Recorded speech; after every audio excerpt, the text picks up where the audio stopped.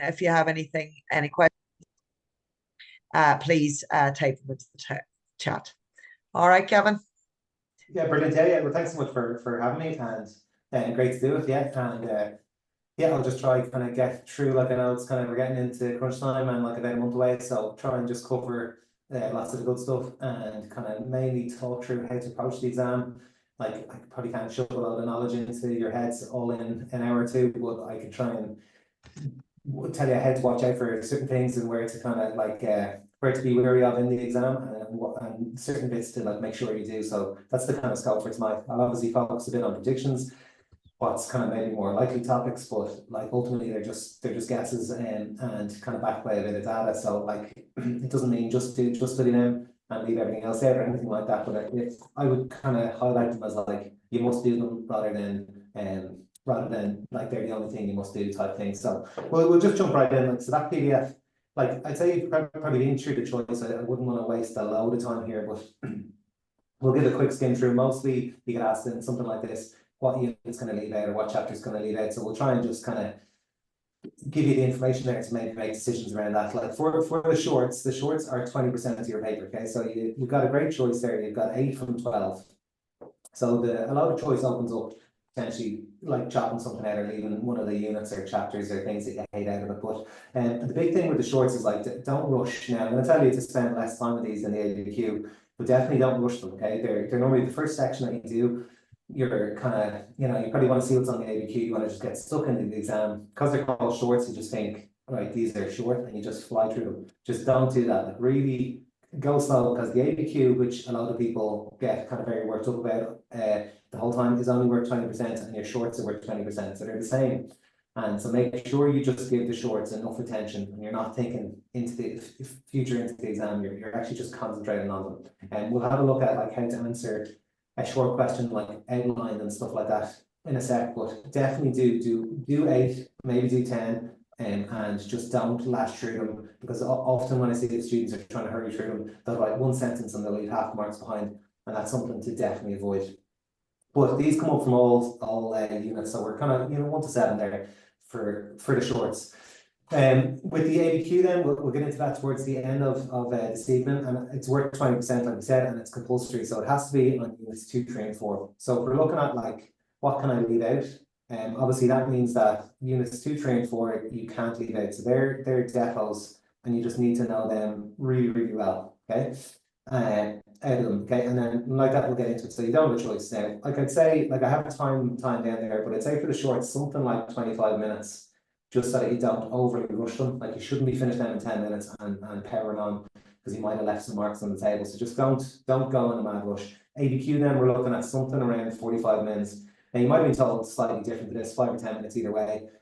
Like, people mightn't stick to it rigidly anyway. It's just supposed to be an outline and a guide. I would say the best thing to do as a student is to go and do an ABQ under time pressure and see how long it takes you, and adjust from there. Do another one, and actually try and go through the whole process of doing it under time pressure, unseen ABQ, which sheets of paper, how long does it actually take me, where do I fall down? Because like, if you have never done one in a full class exam or in your study like that, you might find then in the exam that you end up writing like 4 pages for each for A and 4 pages for B, and you end up spending an hour and a half, and you can totally throw away your exam. Like, the ABQ is definitely completely 100% the big danger in the whole paper, and it's mainly the danger around time. Like, let's draw a watch there, my heart is so crap.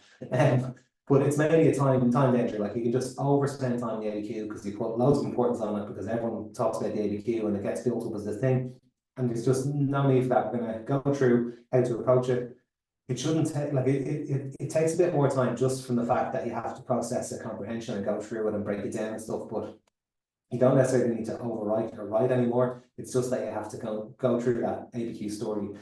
But you can mess your exam up here. So this is the big issue. If you found that you've had class exams with the ABQ, or in your mocks you spent an hour and a half in your ABQ, it could potentially be a good idea to put the ABQ last in your order on the day. Because just because it's presented in the exam, shorts ABQ longs, most students end up doing short ABQ longs. They're completely unconnected, so you don't have to at all.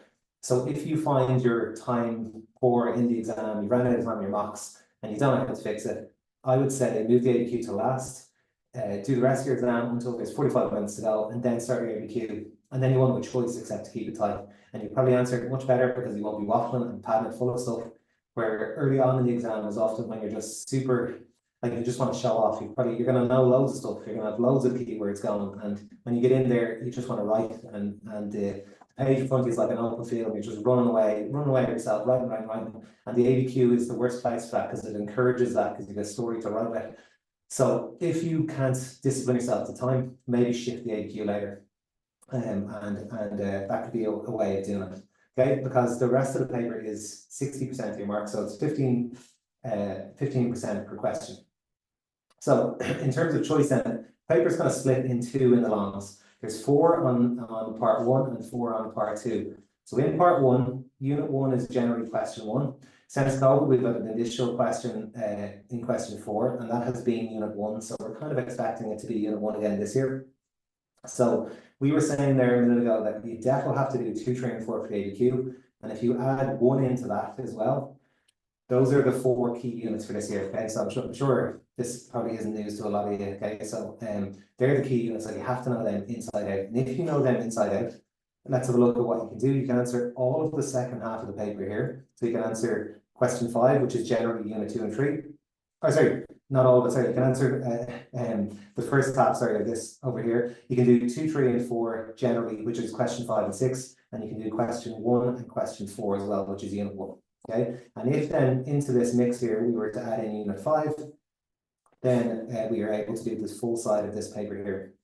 So technically you have to do 4 out of 6 of these, and technically you could end up with a decent bit of choice if you just knew units 1 to 5 really, really well. Okay, so if you're a H4, H5 student looking to get to a H3, H2, that could be a very good strategy. Know units 1 to 5 extremely well, and then you'll have a choice between 4 out of 6 in the longs. You'll be able to do all your ABQ because it has to be on 2, 3, and 4. And then the shorts is the only place then that you may fall down a little bit with this strategy, because obviously the examiner would know as well, setting the paper that you could chop out 6 and 7. So it's likely that these shorts here will be very heavy with unit 6 and unit 7, just to stop people cutting stuff out. So if you were a top H1er that definitely needs a H1, I would definitely be much more hesitant of cutting 6 and 7. I would do at least 1, maybe both, depending on how much you need it, like if you need it for a course or something.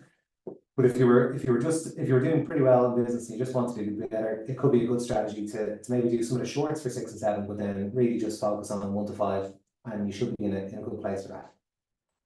Okay, so in the longs then, you have like our breakdown, shorts about 25 minutes, ABQ about 45, and the longs then around 27 minutes each. It kind of works out as. So what that roughly means is that 20 marks is equal to 9 minutes in your exam. Okay, so most long questions are 20 markers, sometimes 15, sometimes 25. But if 20 marks equals 9 minutes is the ballpark kind of guide. And I would say like a 20 marker should really be a max of the page. Like the leaving cert, and hopefully over the next hour and a half, 2 hours, the main thing you'll take away from this is that it's quality over quantity. Like, so you'd often see on like, say, Reddit boards or comments, or you hear students say, oh, you just write whatever in business and you'll get away with it.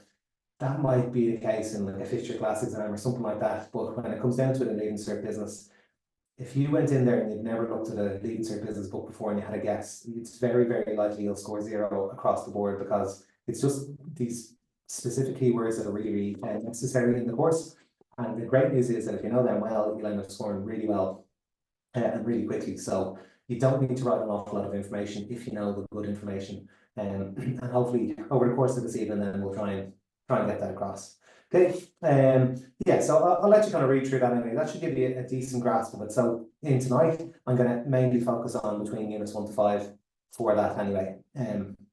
So let's get into it. Okay, so what a page in your answer booklet should look like. So I just tried to pull out like just to visualize. Okay, so if this is an A4 page in your exam, what we want to have really, like I was saying, a question shouldn't go over a page. So each page should essentially be pretty much a new part of a long question. So you want to obviously have your question 1A up the top here, but just say it's a 20 marker. Generally, what you want to have is like a statement, and then lines of explanation, and then potentially relate something in. So it should be something like a statement, an explanation, and a relate bit. Okay, so we're looking at like 4 to 5 lines for a part of an answer, and this would generally be worth 5 marks. And then what I would then do is basically skip 2 lines and then write my next answer down here, skip 2 lines and then write my next answer down here, And I would make sure that, just say when I'm writing a sentence across here and I get over here and I have another sentence to write, I would actually put a full stop there and then start my next sentence from here, okay?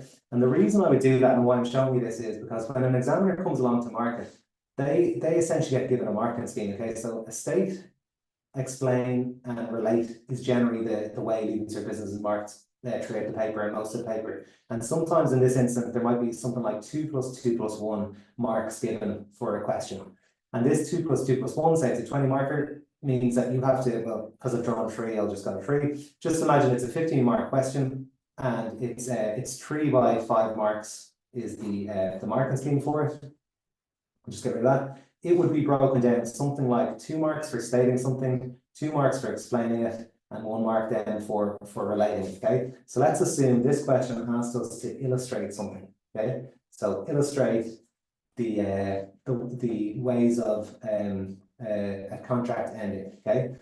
So in that instance, okay, when we have the verb illustrate, this is one of the key verbs for tonight, okay? So make sure you're just paying attention here. Illustrate is you have to give an example, okay? Anytime you have to give an example or give an evaluation or link a business or anything like that, the main thing is it's always after the keywords that you want to do, okay? So your illustrate bit would always be this relate bit in a marketing scheme. So if we're coming over to my layout of what I've written, okay, I've given a statement here and it's a nice clean statement. And the reason I'm laying it out like this is because the examiner can then see really clearly, okay, they've stated something and I'm supposed to get 2 marks for that, so I will. Then I have my explanation bit in here, nice, clearly laid out again, and then I've skipped the line for the relate bit below, and I'm going to give 2 marks for this, and then I have my relate bit, which is my example, and I'm going to give 1 mark for that. So I'd be really regimented in how I approach answering it. So that's really cleanly laid out for an examiner. And it also makes it really easy for you if you're the one that's, when you're writing it, to see that you've written the right amount. So imagine here we have, say, I was saying illustrate methods a valid contract comes to an end or terminates. So imagine we have frustration would be what we have here. Okay. And then in the explain bit, an event occurs that makes the event impossible to carry out, or an unforeseen event occurs that prevents the contract from being carried out. That would be your 2 marks here for your explanation. And then your relate bit, a singer who was due to play a concert dies, so the concert can't go ahead. So that would be your example in there. And that would be all you need to write. And you want to lay it out so it's just nice and clear and easy for the examiner to give you marks in this kind of a scenario here. Okay. And just while I'm on the numbers with it, just for over here, okay, the other thing that's kind of important, just if you didn't know where to where, like when you explain something, the examiner is generally just skimming through and looking for keywords. The main things that matter in Leaving Cert Business are keywords from the course and understanding. So if you just threw a load of keywords down and you contradicted yourself, you mightn't score any marks because it wouldn't make sense, because it's just like you've contradicted, you've said something incorrect there, okay?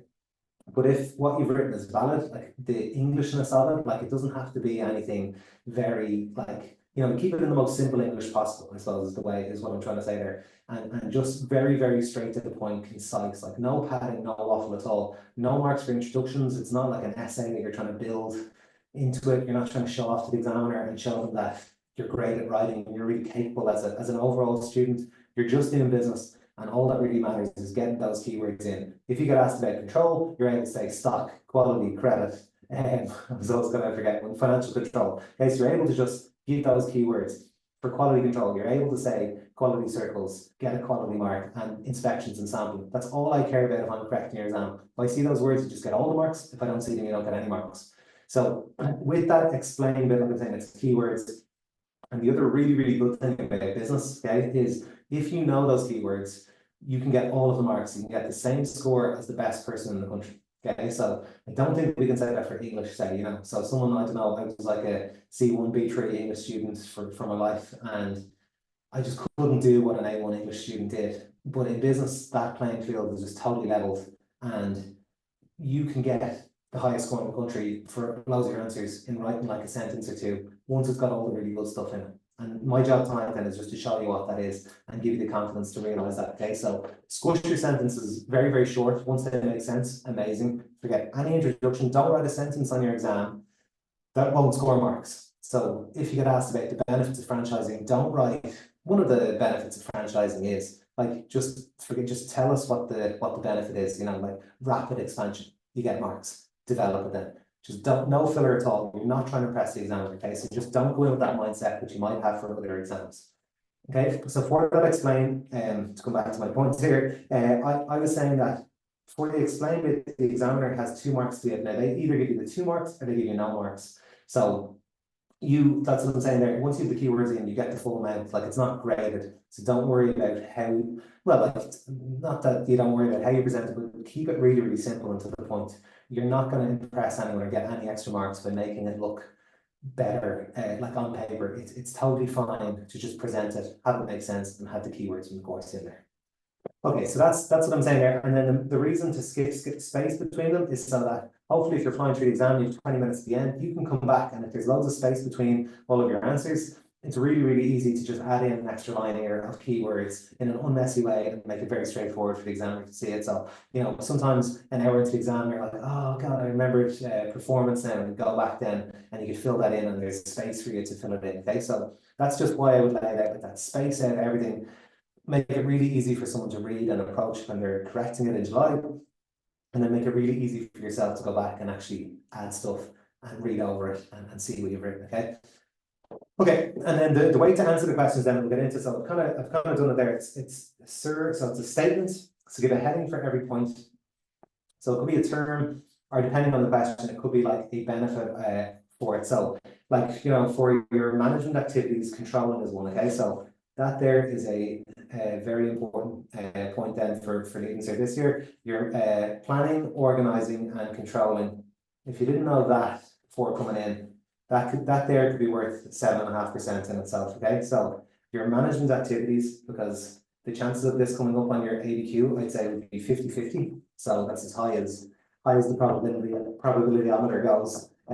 For this, your management activities, planning, organizing, control. Okay, so I don't know, anyone rugby, like Paul O'Connell is a rugby player, and then he's into management now, so and he's active. So a manager that's active, so management activities, Paul O'Connell, planning, organising, controlling. POC, Paul O'Connell, planning, organising, controlling. Okay, the alternative is management skills, which is leading, motivating, communicating. If you mess them up and it's on the ABQ, 7.5%. Goodbye to it, even if it was the best answer anyone's ever given for management skills. Make sure you don't mess that up. Make sure you absolutely definitely know it going into your exam.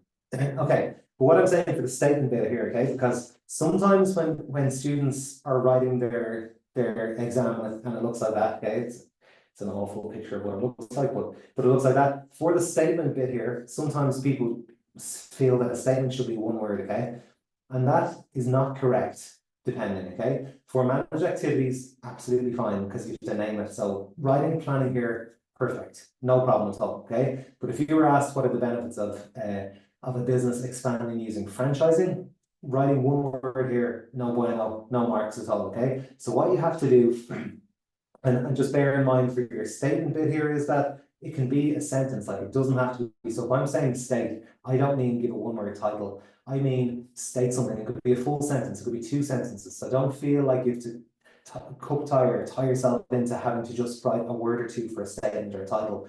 You can write, you can absolutely have like 2 sentences as your statement, 2 sentences as your explanation, full marks. That's deadly. That's brilliant. So don't feel like state means write a title, because sometimes I think titles get interpreted as one word, and I'll show you later on then when we're doing that franchising question. One word, bad. Okay, so for impacts, benefits, advantages, and disadvantages, you have to have other words like improves. Okay, yeah, I would say like the most important thing when you're getting into a statement is to include a verb. So higher staff morale, lower cost per unit. Like, you just have to get something like that in. If you just write something like staff morale, say if this is you know, the benefits of delegation. If you wrote staff morale, you get nothing. If you wrote improved staff morale, you get all the marks. So it's a really, really important and subtle difference that we'll look at later in a question. Okay. But key take home here: if you haven't written anything besides statement, write. You can write more than a word. You can write a sentence, no problem. Okay. And then explanation. Explanation, like we're kind of generally looking for like 1 to 2 points. In most cases, 1 is absolutely fine. If you're a top student and you get really disciplined at like keeping it very concise, write 2 if you have them, absolutely no problem. Play by the clock. You know, but generally, like a statement, an explanation, and then an example or relate if you need it. For that explanation bit, generally a sentence with some keywords covers it. okay? For like a standard 20 mark one, there's 4 points. It might be different if it's a 20 mark and they ask you for 2 things, like they asked for M6 molars for stock control and quality control, and it was 20 marks. In that case, you need to have more keywords in, because it's for 20 marks. But generally, like just giving a set of keywords as your explainer, if your statement got marks, means that you're going to get full marks. So you don't need to write much to explain it, okay? So, and the biggest thing here is that you have to use your keywords and you have to show, you have to show understanding, okay? And they have to link together. And then your relate. So your relate bit happens in a number of questions. So if it just says explain ways a contract can be terminated, you don't need to give an example. Okay, so you don't need examples for everything. You could absolutely use an example to help you explain it, but generally the examiner is just looking for those keywords. So you wouldn't get full marks for just writing examples through your whole exam. You need the keywords as well. But for relate, if it says illustrate, give an example for the relate bit. And don't fall into the trap of leaving the keywords out and just giving an example. You still have to give the examiner the knowledge that you've learned from studying business. So those keywords and then an example. If it's evaluate, you still have to give the knowledge that you've learned in your keywords and then you evaluate. Okay. And if they ask a question like to link to something like the advantages of franchising for a business like Supermax, then you have to give the advantage of franchising, explain that to your keywords, and then link it to Supermax or a fast food chain. Okay, so keywords always. So your state and explain bit here always, and then sometimes your relate bit as well, which is often an example. And that's your kind of setup for it. Okay, so let's get on then with more. So keywords are king, and let's jump in with market segmentation. Now again, this here, I would say if I was putting stuff on a list for the summer, market segmentation is definitely high on the list, okay? It came up in 2018 and 2021 and hasn't been up since, so high on the list, absolutely, definitely, it'd be a front runner, okay? So know it well. And let's have a look at how you could botch it and then how you can get full marks in like 2 minutes, I'd say, for the question, okay? So it came up pretty much, it came up with illustrate, and it often comes up with illustrate. So illustrate there means that we have to give an example. And in 2018, it was 2 different ways the chocolate market could be segmented. Okay, so this is a great one here to look at. Okay, so it mentions chocolate market in the question. So that means that you have to relate. So your orbit has to relate to the chocolate market. Okay, so if it's mentioned in the question that they actually ask you to answer, like, explain the illustrate the, then you have to link it. Okay, but keywords have to happen first. So the marks here where you state a way of segmenting a market, you explain, sorry, I've got them the other way around, a way of how it is segmented, and then you relate by giving an example, and that's where we link in our chocolate market bit there. So the chocolate market bit is only worth 1 mark, so 80% of your marks going for keywords, 20% of your marks going for talking about Freddo bars or whatever. Okay, and then just separately in 2021, just to show you, the same question came up, except they didn't ask about chocolate. They just said what are ways that a business could segment the market, and you can see here it was 2 + 3 + 2. Okay, so state, explain, and relate, because they asked for examples as well. Okay, and I just wanted to flag something a tiny little bit here, but it often confuses students when they're studying, and especially this time of year when you're doing loads and loads of past papers and market scheme and stuff. The difference in marks here doesn't require you to give more information, okay? So you won't see this anyway in the exam, but I know sometimes when students are studying in a class, they might say, how come this got 4 marks this year and I only got 1 mark the year before or 3 years before?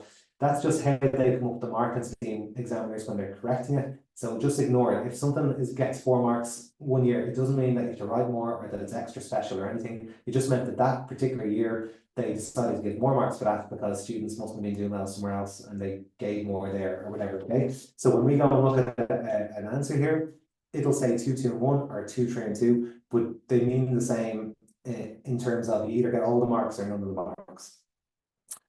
Okay, so let's have a read. Okay, so this is 2018. Okay, and age. So you can see here this is underlined, and that means that it got 2 marks there. Okay, so for writing the word age, so if you think how can a chocolate, market segmentation is how a business can divide up a market into different groups based on common characteristics. Okay, so that's your definition. I know that it can come up. Okay, so dividing up your target or your market into different segments based on common characteristics, and one of those common characteristics could be age, for example.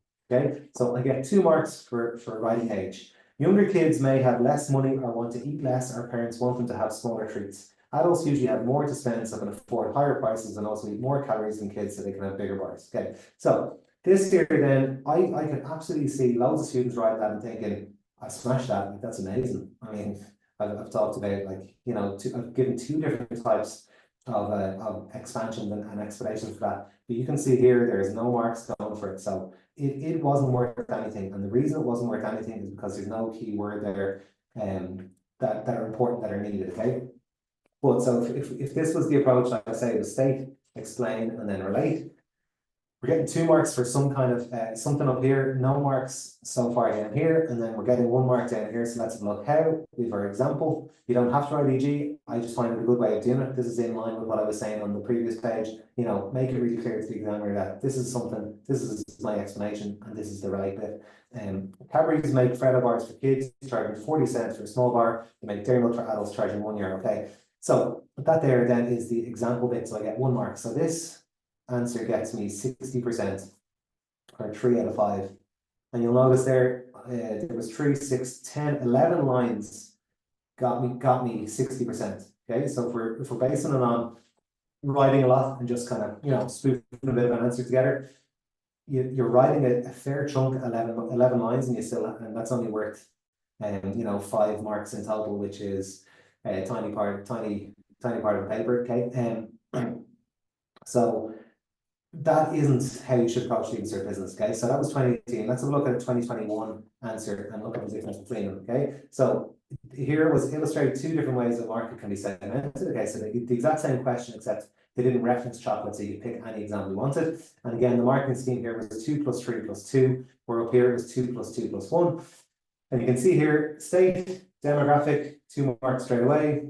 Explain, splitting a market up based on age and gender, 3 marks. E.g. Freddo's aiming the kids in the chocolate market, 2 marks.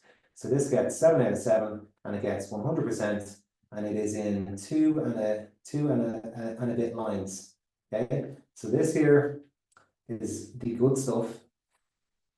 Really concise, no waffle, just getting on with the good stuff. Okay, and the one key word that held back the other ends up here was demographics. So if I had demographic in here, it would have gotten all the marks, but leaving demographic out meant you're leaving a lot of marks out, even though you're writing loads more. Okay, so quality, absolutely paramount. Like there's no way, if you were to try and explain to someone that didn't really understand it or had never done business before, that writing this is 100%. That's the highest mark in the country you can get for writing that answer. But actually then, like that's purely what the examiner is just looking for, just really good, to the point. Like the whole point of leaving cert business exam is for you to show the examiner you've studied the course and you understand the concepts, and this absolutely this does that. Okay, so you don't need to write more in order to get more marks. You just need to really focus in now over the next 5 to 6 weeks on understanding the important words and learning them off as much as you can, and applying them across past papers for them. Okay, and then that's the approach you want to take: state, explain, and relate them. Okay, so keywords are king. So that, if you're gonna go and watch the match instead of listen to me, you can just say that to yourself over and over, and hopefully it'll resonate in your study then for that. Okay, so let's just get through. So I kind of have a couple of different verbs in there, but I'm just going to generally just jump into kind of a couple more questions. If you go to page 7, we're just going to have a look at good heading versus a bad heading, because that just ties in what I talked about in the intro. Make sure in your statement you're actually saying something, and specifically a lot of leading cert business questions. A lot of leading cert business questions ask you for advantages, disadvantages, benefits, and challenges, the impact, all stuff like that. This is for those. Okay, so here the question was outline the advantages and disadvantages. Okay, so from a exam management perspective, there's something important here. And means you have to give a minimum of 1 each. Okay, I would probably aim for 2 each, if I'm being honest for that. Okay, so I would be looking at giving 2 advantages and 2 disadvantages. The recent trend over recent years is that they have given your best one of them and the 2 of the other. But if you wrote, say, 3 advantages and 0 disadvantages, you can't get full marks. So when it says and, make sure you get a minimum of 1 each, shoot for 2 each. Okay, and then the biggest most important reason we're here is if it's advantages and disadvantages, you have to give a verb. So what I would do, and I encourage my students to do, every time they read a question that has either impact, benefits and challenges, opportunities and challenges, advantages and disadvantages, I get them to draw an arrow up and down beside it to remind them that they have to show increased, higher, lower, faster. Like the main thing, we're going for a verb there, like some kind of action word, okay? And I'll show you now in this script of an example of how no marks were given for a heading because of a lack of they're supposed to be arrows in circles. I kind of got a bit excited there. Because there was a lack of showing something moving in one direction or the other, and I was using a title, and that's just not a good way to go about it, okay? And then in the question for a business in the fast food sector, so because it's in the question here, technically you should be mentioning it and linking it to the fast food sector of choosing a franchising as a method of business expansion, okay? And they even bolded this here, so really watch anything in bold is them really trying to help you, okay? They're getting your attention, so make sure you pay attention to bolded words. So franchising can come up in two places. It can come up as a method of expansion, and that means that I own a business and I want my business to be bigger, so I let other people open a franchise. So franchising from the expansion is I'm Ronald McDonald there. I'm saying you open McDonald's and you give me €1 million and I've grown my McDonald's business. Okay, so franchising expansion, you're talking about Ronald McDonald. And then franchising as a business startup, which will come up in part 1, so it'll come up in unit 6 or question 2. Okay, so they're both equally likely to come up this year, so it could be a way of tripping yourself up for 20 marks. So again, I'd say it's a really important one to know the difference going in, like management activities, Paul O'Connell, planning, organising, controlling. With franchising, unit 6 is question 2, and that's business startup. So imagine I decide I want to go and open up a coffee shop, live the dream life, just drinking flat whites and playing cool music and stuff. I could decide, right, rather than open up Duffy's coffee shop because it's a crap name, I could pay Starbucks to open up a Starbucks. And then I am opening up a franchise, so I'm the franchisee. That comes up in question 2. Okay, so just make sure you have it clear in your head going in. If I see it in question 2 over beside the unit 1 questions, it's Duffy opening up a Starbucks. And what are the advantages of that? Okay, so it's a trusted brand. It's it's a proven business idea, stuff like that. And then if it comes up over the other side of the paper, at the end of the paper, near your break-even chart, that'll probably come up, and near your market segmentation. Franchising is a form of business expansion. So it's Mr. Starbucks or Mrs. Starbucks letting other people open up Starbucks and growing. Okay, so that's just really, really important. Okay, so for this one, it came up on the other side of the paper. So it was a question 5. So it's about Ronald growing as McDonald's there. Okay, so that's the scope for the advantage and disadvantage. If you get that the other way around, you get no marks, and you could end up 5% down. So 20 marks is 5%. Okay, so that's a real good one just to catch tonight. Okay, so what I would do, I'd say, just like as a signposting, I would probably just write AD here for advantage because it was advantages and disadvantages. And then DIS for disadvantage. Signpost to the examiner just in the margin. This is an advantage. This is a disadvantage. Just so it's really easy for them. Anything you can do to make their life easier when they're correcting is a good idea, especially if it doesn't take much work. Okay, so here this heading is good. Quick or fast expansion. Okay, quick or fast. These words, amazing. Okay, that's the kind of up and down arrows I'm talking about, like faster or quicker expansion, something like that. And you can see that got 4 marks there. And for a question like this, the key thing is you have to give an advantage. Okay, so that's my quick or fast expansion, and that's going to get me half of the marks. And then this is the way to answer all of these. And you probably have 5 or 6 of them on your exam. So if you've never thought about this in much detail, listen up here to this. Okay, so if it's the advantage of delegation, you get half the marks for saying the advantage. So like improve staff morale, and then the other half the marks for saying how delegation achieves that advantage. Why does delegation cause that to happen? And that's how you get all the marks. So in this instance, we have the advantage of franchising as for business expansion. So half the marks is the advantage, which was quick, fast expansion, and we have those half. And then the other half the marks will come from showing how expanding through franchise causes quicker, fast expansion. Okay, so franchises are going to finance the opening of new restaurants, so the existing business doesn't need to increase their equity in order to expand, which could be slow and limited. Okay, so that's I suppose the key thing there. Okay, so they would be much slower if they had to give their own finance. Okay, so that's how franchising that's how a franchise will cause a quicker or faster expansion. It's other people's money, okay? So that there gets 3 marks. So we have our advantage getting half of our marks, and then we have to explain how the advantage comes around through franchising to get the other half. Okay, and then we have a disadvantage here, okay? So the reason I wanted to focus on this one first was to have a look at this. This here, the answer here was standard brand name, okay? And this here is no bueno. This is the sad face for sure, okay? Because that's a crap title, because there's no verb. There's nothing showing it being higher, a better brand name, a worse brand name, a risk to the brand name. Like, so that there, this is the classic example of a title, and titles are not going to win you anything, okay? No prizes for titles. So this is exactly what we want to get rid of, okay? This, if that's all you took from tonight, that'd be a really good thing, because it's going to save you loads of marks and potentially some time as well, okay? So it's not that the point is incorrect, it's that the way I've written it is poor there. It doesn't get you the marks, and it's because it's lacking some kind of verb, okay? Now, luckily you can see there's still 2 sets of marks over here, so when the answer was explained, enough was explained to get the marks. So let's have a look for the advantage or disadvantage.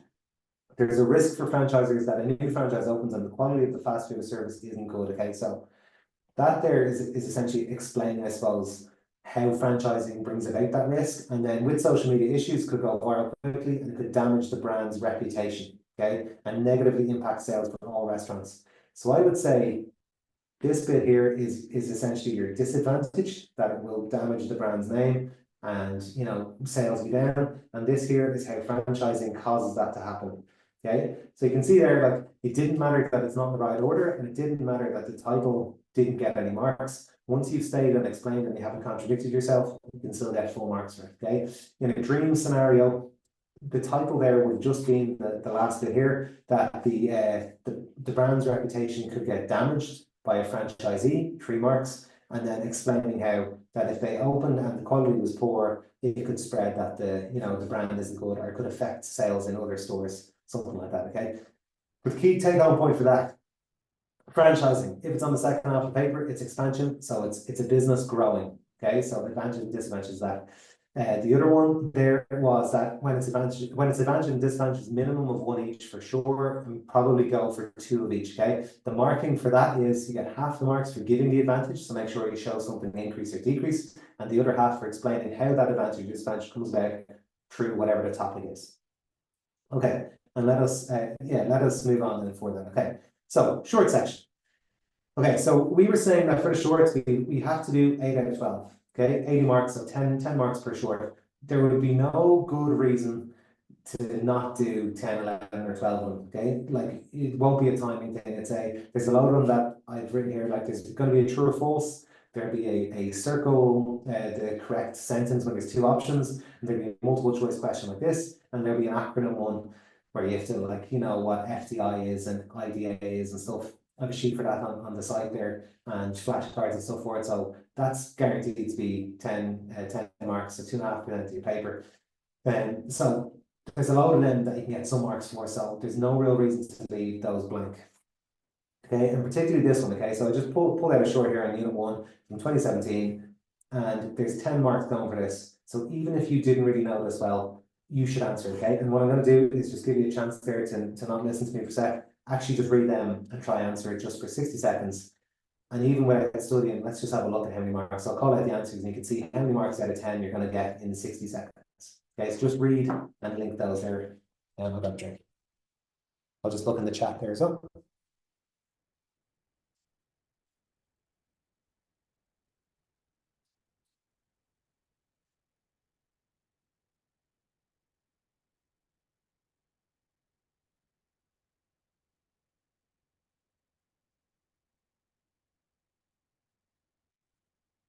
Okay, just 20 seconds.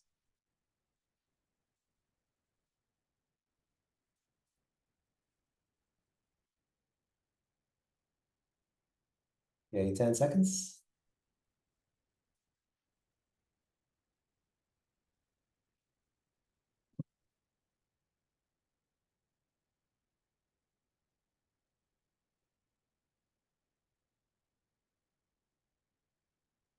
Okay, so it doesn't seem too much in the chat. Okay, let's have a look. So specific performance.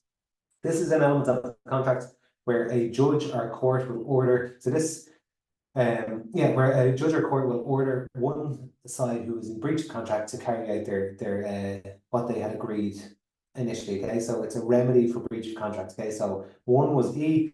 Legality of form there is that some contracts must be written to be legally valid. So like the deed of partnership, or when you're buying a house, or contract of employment. And so we have 2A performance there. That is either, that's in terms of contract then, when both parties carry out their legal obligations when the contract's finished. So footballers at a club for 2 years. When the 2 years are done, they leave. So like you've got your Trent Alexander-Arnold at the moment leaving because he has performed the duties of his contract. Liverpool have performed their duties by paying him. So now he's free to go and the contract doesn't exist anymore. Okay, so that is a way of terminating the contract. And then we have consideration, that is the exchange of something of value in a contract. And capacity then is the legal right or power or ability to enter a contract. So you can see there they would have one there that doesn't go, and that's the consent contract. So the marking scheme for that, if you get 3 correct there out of 5, you would actually get 7 out of 10 marks. So you're getting an H3 for just getting 3 correct.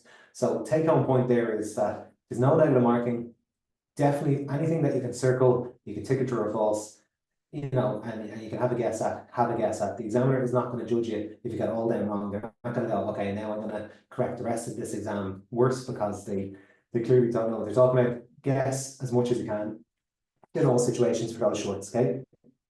And then in instances then on the next page where you have to write outline or explain or something, just because it's a short question, students always leave themselves short. And we don't want to do that, okay? So the marking scheme that I was kind of saying earlier about state and explain, like there's always going to be 2 bits of info at higher level. Like you're always going to have to state something and expand something, okay? Or explain something and explain it further if you're given the main word, okay? So in the short, student often lose marks for writing just 1 sentence. So don't use bullet points just because it's a short question. Don't leave it short. So yeah, and there's only 2 lines to write in. So sometimes it looks like there's not much space. You need to use mini headings or mini statements and then develop them on, or else you might get both sets of marks. So you always need to state something and then develop it, okay? Unless the verb is something like this. So the question, let's just have a look at the question here. In 2019, outline 2 problems which could arise in a business which is too wide a span of control, okay? And the marking scheme here, you can see is 6 plus 4. So that means there that 3 marks will be going for a problem, and the other 3 marks will be going for saying how having too wide a span of control brings about that problem. And then the second point that you give, there'll be 4 marks going for it. So again, students often wonder, like, what does that mean? It just means that, again, probably students didn't answer that very well. So they might have decided when they're correcting that if they get 1 point correct, they should get 60% of the marks. And if they get the other point correct, then they'll get 100. So if you only got 1 thing correct, you get more than half. So this is a good thing generally for a student for that, okay?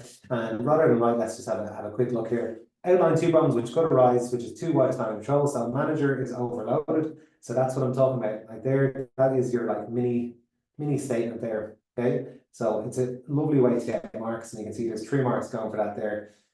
So that is the problem. Manager's overloaded, and now you just have to show how too wide a span of control makes that happen. They have to supervise too many people, okay? So that there basically will get you your other 3. That will get you full marks. So we have a problem, manager's overloaded, and we have wide and too wide a span of control because they have to supervise too many people, so they're overworked there, okay? Oh, they're overworked, they're stressed. Okay, and then employees may not be motivated then. There's your other problem, and that's because they don't get enough attention or supervision. So you can see there, that's going to pick up your marks. 2 marks for not being motivated, and 2 marks. That's the problem, they're not motivated, and then the reason why is that they don't get enough attention because the span of control is too wide, okay?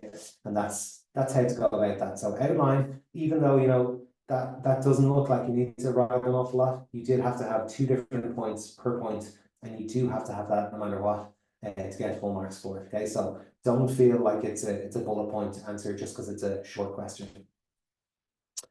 Okay, so likely topics and keywords there, like I've kind of just given a list there of different kind of hot topics to maybe potentially go through. Stuff I think would be more or less likely. So that's more to guide you over the next few weeks. You can kind of dip back to it. I've picked out a couple of these now to go through in different detail.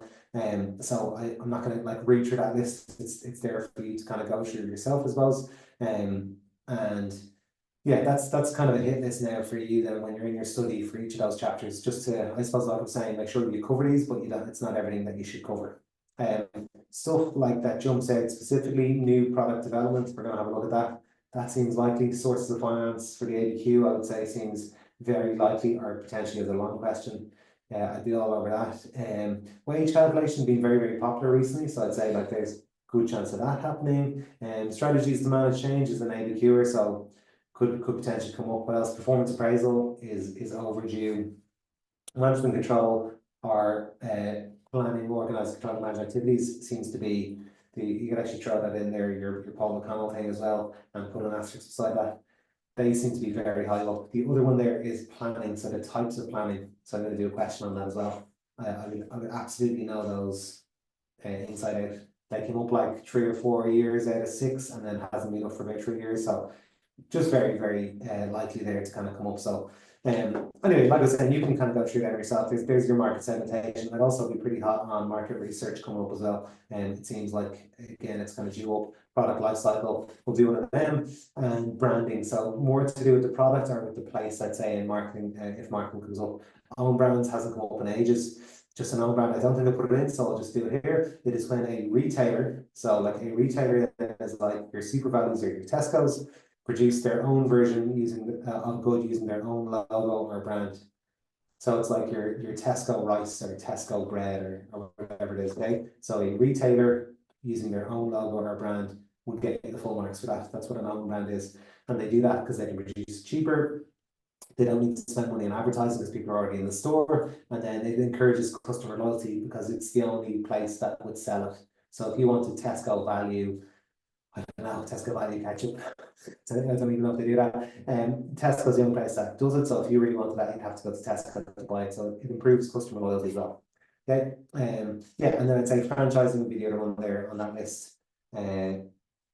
For it. So that's a good just list for you there to go through and pick off over the next little while if you need help with kind of focus study. And we're going to just get into answering some questions. So let's go and do some of them. I'd say termination of the contract is probably likely as well. So let's just go to that page 13. I'm not going to do all of them, like some of them you can get through yourself because I'm just checking it's 5 to 8. So I'm going to just go through some, leave some blanks so that you'll be able to print or do them yourself as well. So this was the last time this came up, 2021. Premier League soccer player Jack Wilshere and his club West Ham United agreed mutual termination of midfielder's contract.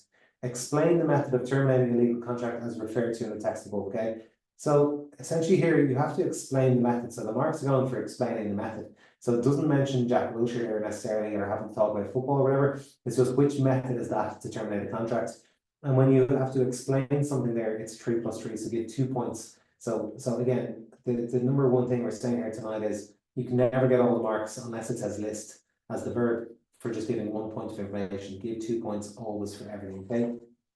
And so if we just want to have a quick look down here, agreement was getting 3 marks because that's what the method is, and then you have to explain the method. So I need to explain what agreement is. Both parties have given mutual consent to end their contract, and that gets the other marks. So writing very little, scoring full marks, best in the country. That's a 3 up there. So full marks for that, okay? And then part 2 was outline. So outline just means state, explain, right?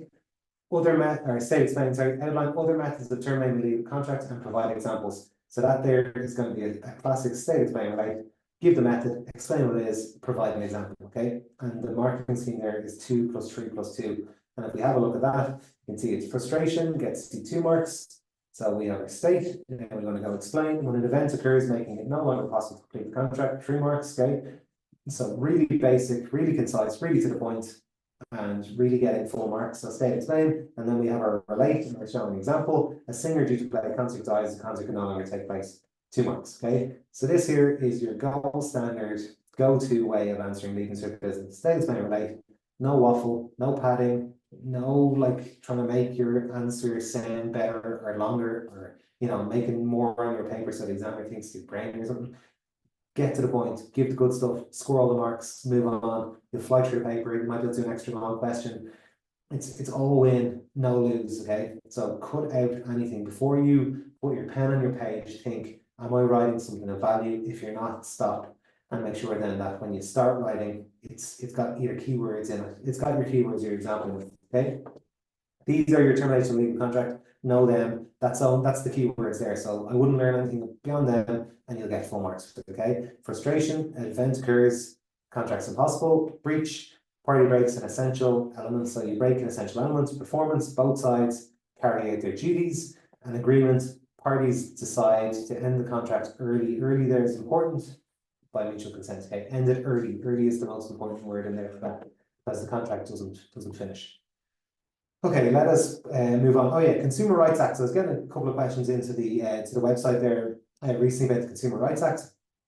Is it examinable and stuff? Yeah, so it has been a new law since 2022, so it is examinable.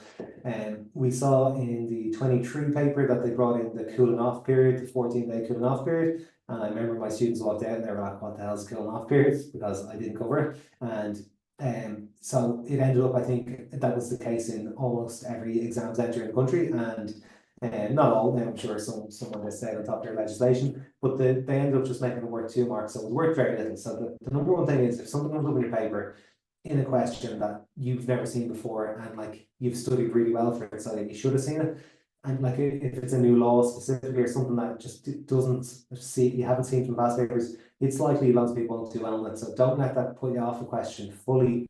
Unless it was worth 20 marks. If it's worth 20 marks, forget it. Move to a different question if you can. If it's a part 2 or 3 of a question, they might end up attaching a lot of marks to it if everyone in the country doesn't do that well. So the cooling off period, I think, kind of was worth 2 marks, 0.5%. So it wasn't a game ender if you picked that question.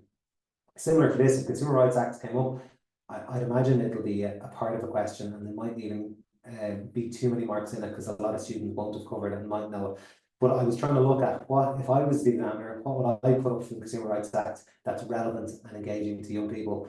And I'd say it's the digital content part. Okay, so essentially the Sale of Goods, Supplies, Services Act, which I suppose all of you are used to, and you know, the provision for services, provision for goods. I would say actually just sign that with the crystal ball. The provision for services in the SALS Act, I would say, would be my pick there. If I was a gambling man, I would put money on a service provider from the Sale of Goods, Supplies, Services Act. So that they have the proper experience and skills and qualifications, that they carry it out with due care and diligence, so you don't rush a haircut, you know, you make sure you pay attention to everything, and that any tools used are of merchantable quality, so a barber doesn't cut your hair with a rusty blade or whatever. Okay, so those provision for services. But back to the Consumer Rights Act, I would say what they have done then is added in 2022.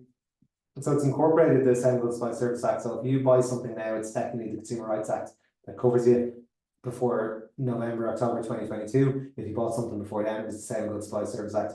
And they've kept in the provision for goods and provision for services, and now they've added provision for digital content and services just to modernise consumer laws. So that's all it is. So you could still get asked about the Sale of Goods, Supplies, Services Act because it's still a law, because if people bought something a few years ago, it's still in law, so it's still examinable. That can come up, but the Consumer Rights Act is actually the more appropriate law for when you buy something today. So if you sign up to Disney Plus or Prime later, you are covered under the Consumer Rights Act, and how you're covered is here. Okay, so you're covered for digital content and digital services. And technically, I'm asking what's the difference there, or what is digital content under the Consumer Rights Act? And digital content is anything downloadable. So if you buy a movie, say on Sky, that is digital content.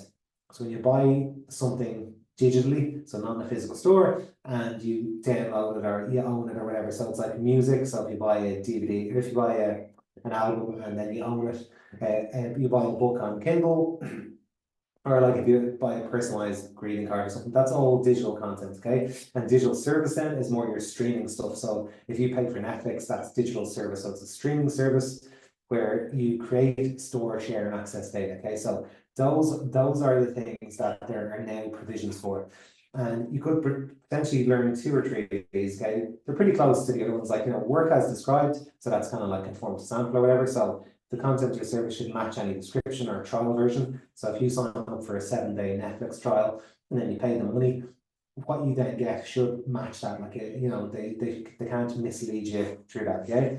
And then it's the most up-to-date version. So unless you agree to pay cheaper beforehand for a version of something, that when you buy something, you get delivered the latest software of it, okay? So it's the latest version, and that it would include any necessary accessories. So if they're, you know, if you're paying for something that's digital content or services, they should provide everything that you need that is essential for it, as well as instructions.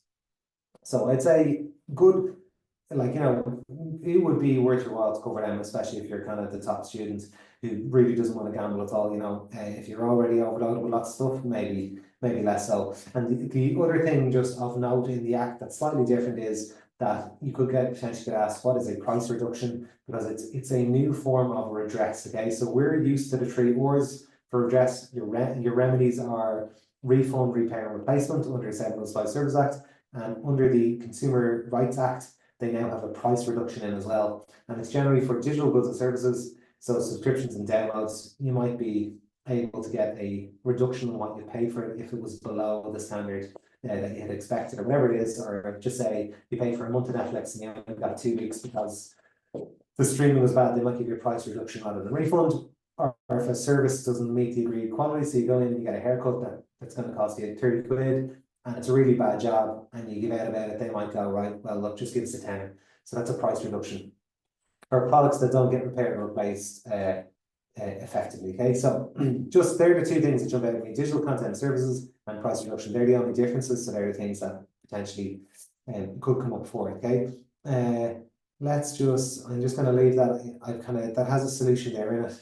I suppose the only thing to show you here is just, again, how little you need to write once it's good stuff. So let's do it really, really quickly. Outline 3 reasons other than pay for an industrial dispute, okay? So that there is a nice straightforward 2 for giving the reason, and then 3 for explaining the reason. And you can see here, discrimination of an employee, 2 marks. If a business treats a worker less favorably or harasses them, they can go on strike, 3 marks. Okay, so it's really not set in the world of life, just straight to the point. Unfair dismissal, 2 marks. If an employee is unfairly dismissed, the employer didn't follow the right procedures, you're getting all of the marks, like 100% of the marks. So it's not a quantity battle. You don't need to write loads, you just need to write the good stuff. Okay, and then let's move on. So we're into enterprise. It's our first look at an ABQ. Actually, no, I'm going to leave that one for you because just on time wise, I want to do the ABQ at the end. So on 19, this is another question. This is from the deferred paper, I think, in 2023, and this would be another one high up on the list. I think just because it came up there, and it hadn't come up for like years and years before that. I think then they might put it onto the real paper as opposed to the deferred paper, the full paper, whatever. Okay, so let's have a look here. Okay, so again, I suppose we have these stimulus stories. Okay, so they come in here. So Tato was established by Joe Murphy. The company believes cross-functional teamwork is essential to its success. Management, blah blah blah blah. Okay, so that's a blah blah blah. I wouldn't read that first, to be honest. I just wouldn't busy myself in that unless I had to. And how you know if you have to is down here. Down here, if they mention a story or Tato or crisps, then you're going to have to mention it in your answer. But if they don't mention it, so contrast the role of an entrepreneur with that of a manager under 3 headings, that just means this now is absolutely redundant. It just doesn't matter, okay? Technically, it's there just to, it's called stimulus inflammation, so it's just trying to like stimulate your brain into thinking in the right patterns for what you're ready to answer, but it's of no help to you there. So I would not read them first. When you read the question, if the question mentions a business like it did with the fast food franchise earlier, or chocolate for the market segmentation, then you have to pull in examples for it and link it to it. It does not do that there, so just forget about Tato. The question normally comes in, are you allowed to talk about Tato? Yes, absolutely. You can bring in any example you want at any time in the course, anywhere in your paper, but it's only in addition to keywords, not replacing them, okay? So let's break this question down then, okay? So contrast, okay? So a bit of a different one there. So that is essentially distinguished between, so to contrast is to show the difference, okay? And it's between the role of an entrepreneur and a manager. So essentially what, sorry, that's really bad writing, difference, okay. No, it's even worse, yeah, difference. Okay, so when it's contrast, so let's look at risk here. We want to put risk down as our heading, okay? But the big thing to remember here is that this was given in the question, so this here is worth 0 marks because we were given it, so we haven't provided that information, so it's not worth anything, okay? So what you have to do then is explain what an entrepreneur does and what a manager does, and you have to show how they're different. And that's what's going to get you the marks. So it's a 15 marker, you were asked for 3, so it's 3 by 5 marks, and that's going to be broken up into 3 plus 2 or 2 plus 3 or whatever. And again, the 2 and the 3 doesn't really make a difference because you either get all the marks or you don't. It doesn't matter if you get 2 or 3 of them. That's just how it gets, how they get awarded. When you're in the exam, you just know, for this, I need to talk about what the entrepreneur does and then what the manager does. And I'll get 3 marks for one of them and 2 marks for the other one. Okay, so if you got the first one wrong and the second one right, you'll get 3 marks. But ultimately, all we have to do then is talk about risk. So the entrepreneurs, they take on personal and financial risk. Okay, so that is your definition of an entrepreneur, okay? So they take on personal financial risk to start a business. Okay, so the level of risk that they have is that. And that there is absolutely going to get you a full marks for that, okay? So it looks scant. I suppose sometimes, yeah, like you don't have to write that little. I'm just trying to show you how little you can write, and it's fine. So if you're coming away from this going, he's telling me to write like 2 words, I'm not at all. I'm just trying to show you that once it's good, you should get all the marks. I'm by no means saying that you should go into your exam and spend an hour and a half and then leave after an hour and a half because you just wrote 1 sentence for everything, even if you thought you did well. Like, I would still, it's still possible for you to write more if you have more, but only do it if you have the time. So if you're struggling for time, write less, keep it concise, write keywords, and you should score really, really well. But it doesn't mean that you have to, limit yourself. I'm just trying to show the kind of the more, I wouldn't say extreme end, because that would get you 3 marks, and then the next sentence would get you 2 marks. But I suppose I'm just trying to help you realize it's not about how much ink you use in your paper. It's just about writing the right stuff. And so I'm just trying to give you the confidence to write a bit less if it's good stuff in there, and just not to believe yourself if you believe that you could just throw a lot of waffle or padding in and they'll give you marks somewhere if it's generally true, okay? You won't get any marks for anything that isn't of substance, which isn't keywords. So let's look. Manager then, in terms of risk, so they've less risk. So if we're going to contrast them, they've less risk. They only risk losing their job. Sorry, I've never gotten used to writing on an iPad screen, so sorry if my writing's atrocious anyway, but less risk, only risk losing their job. Yeah, okay, that's okay. My K's look like H's as well, so I apologize. Okay, only risk losing their job. Okay, so they don't lose savings or investment or anything like that. Okay, so we're clearly contrasting them. I think you would have been fine without that little additional bit. I'm just trying to show you. So the personal financial risk. If I'm an examiner, I'm going, yes, that's what an entrepreneur is, to take personal financial risk, spot a gap in the market in order to make a profit. Definition. So that's what it is. The manager is less risk. They only risk losing their job. I would be absolutely fine as an examiner. 2 marks. Move on. Okay. So have a look at that. It was 2023 deferred paper. Lay it out like that. Entrepreneur manager. I did this in UCD the other day for a group, and they said, is it okay to write like E and M over here instead of writing entrepreneur manager? Like defo, anything that anything intuitive to the examiner is totally fine. There's no marks going for it over there. But writing E and M clearly shows the examiner, look, this is the entrepreneur, this is the manager. So I mean, I don't see any issue with that whatsoever. Okay, and then there's a marking scheme kind of for it there just to show you. Okay, next page, describe 2 leadership styles. Okay, so I would say good chance of coming up, and there's something here important to kind of show you with this. Okay, so you can't get marks twice. Okay, so you can't get 2 sets of marks for the same bit of information. Okay, so describe 2 leadership styles. Okay, so we have autocratic, democratic, laissez-faire. So I want to show you an answer here. Okay, so we have autocratic is the leadership style, and democratic is here. Okay, so what I want you to look at here is the 3rd line on the top. They don't delegate. Okay, so autocratic leaders don't delegate. You can see here that there is no marks going for it. But if you look down here, there is marks going for the democratic does delegate. Okay, and that gets marks for that. Okay, so even though the autocratic doesn't delegate and the democratic does, the point is around delegation, so you can't actually get marks within that question. So it's just within like the same part of the question. You can't get marks for giving the same information twice, even if it's a flip of the information, like it's considered kind of double information. You can see here they don't consult and it didn't get any marks, even though they don't. And you can see here they do consult and it did get marks. So you can see it does get marks in one place, it just doesn't get in the other, and vice versa. So I just kind of wanted to flag that there. It's like, don't, if you're contrasting something, don't necessarily just say one does get something and one doesn't get something else. Try and explain what they do, like explain differences between them rather than the same point flipped upside down. And for that, okay. Okay, and then Maslow, I generally just want to show this. This here is just over half an A4 page. And again, that's just really kind of like how long an answer you need to give. So I just like putting that in as the real classic example of your state, your explain, and your relate. Your state, your explain, and your relate. And you can see it's just picking up full marks that whole way, just to show you again, to try and give you that confidence that actually you don't need to be just writing a paragraph, you know, like 6-8 lines, 2 pages a question.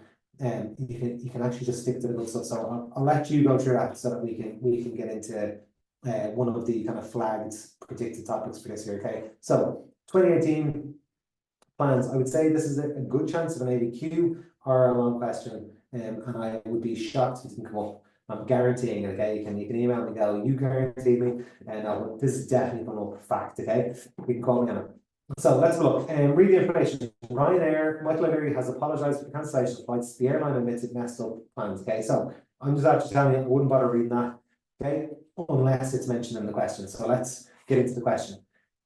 Part 1, illustrate. Okay, so I love telling my students to box the verb. Box the verb means, like, you know, whatever the outcome verb is, box it in case it means something. Illustrate there means you have to give an example. So make sure you flag it, like remind yourself, right? I have to give an example when it's illustrate or I don't get the full marks. Most important thing to give an example, you have to state and explain first. So you still have to give your keywords here are still the most important, and then give an example as well. Okay, sorry, it's off screen there. Okay, illustrate your understanding of the term contingency plan. Okay, so here we're going to have to explain what a contingency plan is and then give an example of it, because they've given us the state bits. We just explain, give the example. Do we need to mention Ryanair? No, because Ryanair is not in that question. No Ryanair answer. It doesn't matter. Can you use Ryanair as your example? Yes, absolutely. Okay, outline. Okay, outline doesn't mean anything except for state and explain. The importance of planning. Okay, so hopefully alarm bells are going off for importance there. Importance generally, actually in this one, there's a slight difference in this one, that because it's types of planning, you don't necessarily have to, but generally when you see the words importance, I want you to be thinking something getting higher, lower, faster, you know, something better.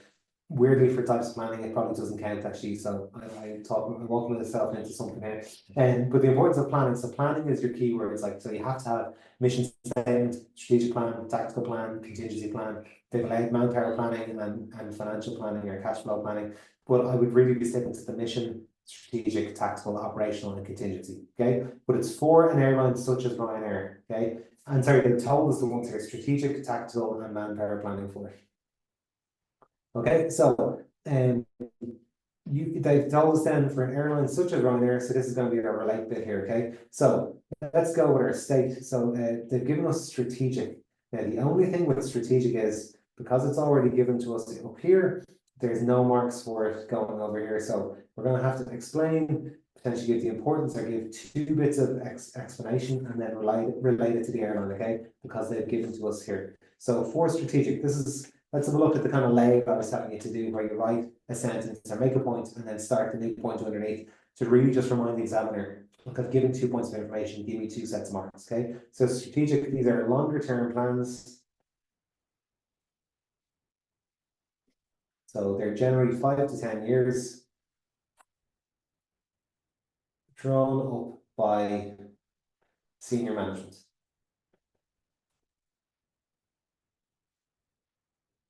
Okay, and then we are going to get 5 marks for that, because we're given our keywords for it. Okay, so longer term plans, 5 to 10 years, drawn up by senior management. If it's crap writing, or hard to read that. And then because it says importance, that we want to tie that in, or just generally we're looking for a second point of development for planning. It helps. Okay, just to show how it is important, it helps break or sorry, actually, I was thinking of taxable plans there for that. Sorry, let me go there. So it is based on the mission statement.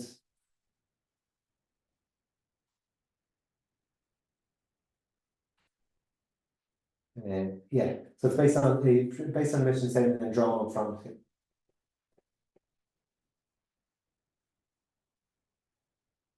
Okay, and then we want to go into our example for Ireland. So for Ryanair, now the big thing I would tell students for strategic, okay, we're saying up here that it's going to be 5 years time. So I would say my hint for linking a plan would be to name a year. And what we want to do is name a year that is greater than 5 years away. Okay, so we could say anything then. So like Ryanair may plan to add flights to South America or to Australia by 2032. Okay, and then all I'm doing there is just signposting examiner. By 2032 is greater than 5 years, and you're just hammering in that I understand a strategic plan when you're applying an example to them, because obviously you don't know what Ryanair's plans are for 5 to 10 years time. So if you just make something up that's in any way realistic. Another question I generally get at these kind of seminars is, do your examples have to be real? So in this instance, absolutely not, because you're just applying it to an airline like Ryanair. So you can just make up anything that is seen as an acceptable example. The whole point is that you're showing understanding of it, and that would show understanding that Ryanair are looking to fly somewhere new in 7 years' time. So that's absolutely fine. For examples like our segmented chocolate market, I would definitely go for real examples where you can, like, you know, use your Freddos and fulfill bars or whatever it is. But you know, you don't have to use real examples where you don't have them. If you're asked for an example of a takeover, yes, absolutely give real examples. If you're asked for an example of elements of a valid contract, you don't have to know someone who, you know, breaks legality of purpose and agrees to a drug deal or something like that. You know, you don't have to, but you need to show that someone who agreed to a drug deal and then gets ripped off has no legal recourse because it wasn't a legal the purpose of the contract wasn't legal, that kind of stuff. Okay, so that's your Ryanair. Okay, so if we get into that's how to look at planning. I'll just show you the marketing scheme for it. So you can see long-term planning, major objectives. So senior management to ensure long-term profitability, and it takes the mission statement up, breaks up the mission statement, whatever. So those are the kind of 2 sets of marks. And then the example there is like long haul flights or transatlantic flights, whatever. I just think adding a year there is such a class to really show them, well, this is a long term. For tactical, then it's like 1 to 2 years operational day to day. So just it's a handy way of showing the plans. And also, if it comes up in the ABQ, they might use years in the ABQ, and it's a way of you going, right, that must be long term or whatever it is, okay? Because you'll have to apply different plans based on them being day to day, like operational, so like staff rosters, and shorter term, like 1 to 2 years, like tactical, like opening a new store, and then strategic as well. Okay, so let's jump into control. Okay, so I would say key topic definitely for the ABQ again here as well. Front runner for that. So the areas of control in a business. So with control, there are 4 areas. There is stock, credit, quality, and financial control. Okay, so you need to know them areas of control. I'd say, yeah, we're saying Paul O'Connell, areas of control and types of planning. If it's not one of them, I'd be shocked. Okay, they're your 3 unit 3 ones. I'd say entrepreneurship, very high for unit 2. And then sources of finance are probably HRM maybe for unit 4. I'd say between them, you've probably got most of the ABQ covered. And for that, but let's have a quick look at this, because it's again just slightly different. Okay, so discuss how stock control and quality control. Okay, so and means you have to give both. Control efficiencies for business such as M6 motors. Okay, so they've mentioned M6 motors, so that means now this is of interest. Okay, so I skipped it there just to show you that I normally skip it, and then now because it's in the question, that means that there's going to be marks for in your answer. Okay, so Alan Naughton is an entrepreneur who set up M6 motors. So I would generally here just highlight their name, because if you have to link it to a business, you generally don't have to do much with the link. So using their name or what the business does. So this is M6 Motors. So I would be very much inclined to just write something like Alan and cars in your answer when you're linking it, just to show that you're making an effort to actually apply it to the cars. Do you have to know anything about selling cars? Absolutely not. All you're trying to do is just apply the keywords around this answer to something like cars or whatever, okay? The business is one of the leading car sourcing companies in Ireland. As the business grew, Alan expanded his workforce. Company specializes in high specification cars at competitive prices. So again, you don't need to know anything about high price, high spec cars at competitive price or anything. Like it's just you ultimately just need to get the keywords and then make some effort to link it. Okay, so let's have a look at what the keywords are. Let's do quality control. Okay, so quality control. What am I going to say? So this includes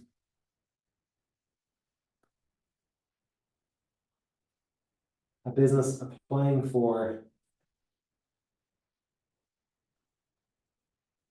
quality marks or certificates. So that's e.g. your ISO 9000. Okay, so I've written something there and it's got good keywords in it, so that's going to score marks. Okay, so if I'm an examiner and put along going, oh, quality marks certificates, this person knows what I'm talking about, that was worth 4 marks. What I'm advising you to do tonight then is, I have the full stop over here. I would not carry on in that sentence. I'd actually just start again on the new line. Again, the whole point of this is just showing the examiner, look, I've said something there, and then I start a new line because I think that was worth marks. So if you haven't given me marks yet, reread that and check. And starting on the new line kind of prompts them to go, okay, this is a new point, and they've got another set of marks now to give out in a second. Okay, so it can include, or it can involve sampling or physical inspections. My spelling isn't actually that bad, it's just my writing, and I kind of get nervous on that because I'm so crap at it. But that says sampling or physical inspections of goods to ensure they are of good quality.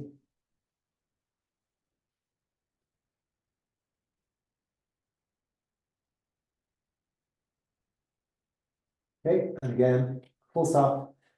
I have told you, don't put your pen to paper unless you think you're going to score marks, and I know I'm definitely going to score marks because the only words that are important here is sampling or physical inspections, and that there is going to score me 4 marks. So I'm into a H2. I've got 8 out of 10 for quality control. I've written 3.5 lines, and I haven't put any introductions or any filler or anything else in, and that's how you should do it. Okay, that's the way to approach it. Now, because the question had something about M6 motors, I want to bring Alan and his cars into it here to talk about quality and how it achieves efficiencies potentially here. So here then we can say like the other one, what I like to do is if you have another keyword to bring in, so quality circles is another thing that business can do for quality control. I like to use it in the kind of relate bit, or if not, you try and apply some of that. So, you know, Alan, okay, and literally because I've written Alan there in that year, you actually got all the marks because you've referenced M6 motors. But Alan can use quality circles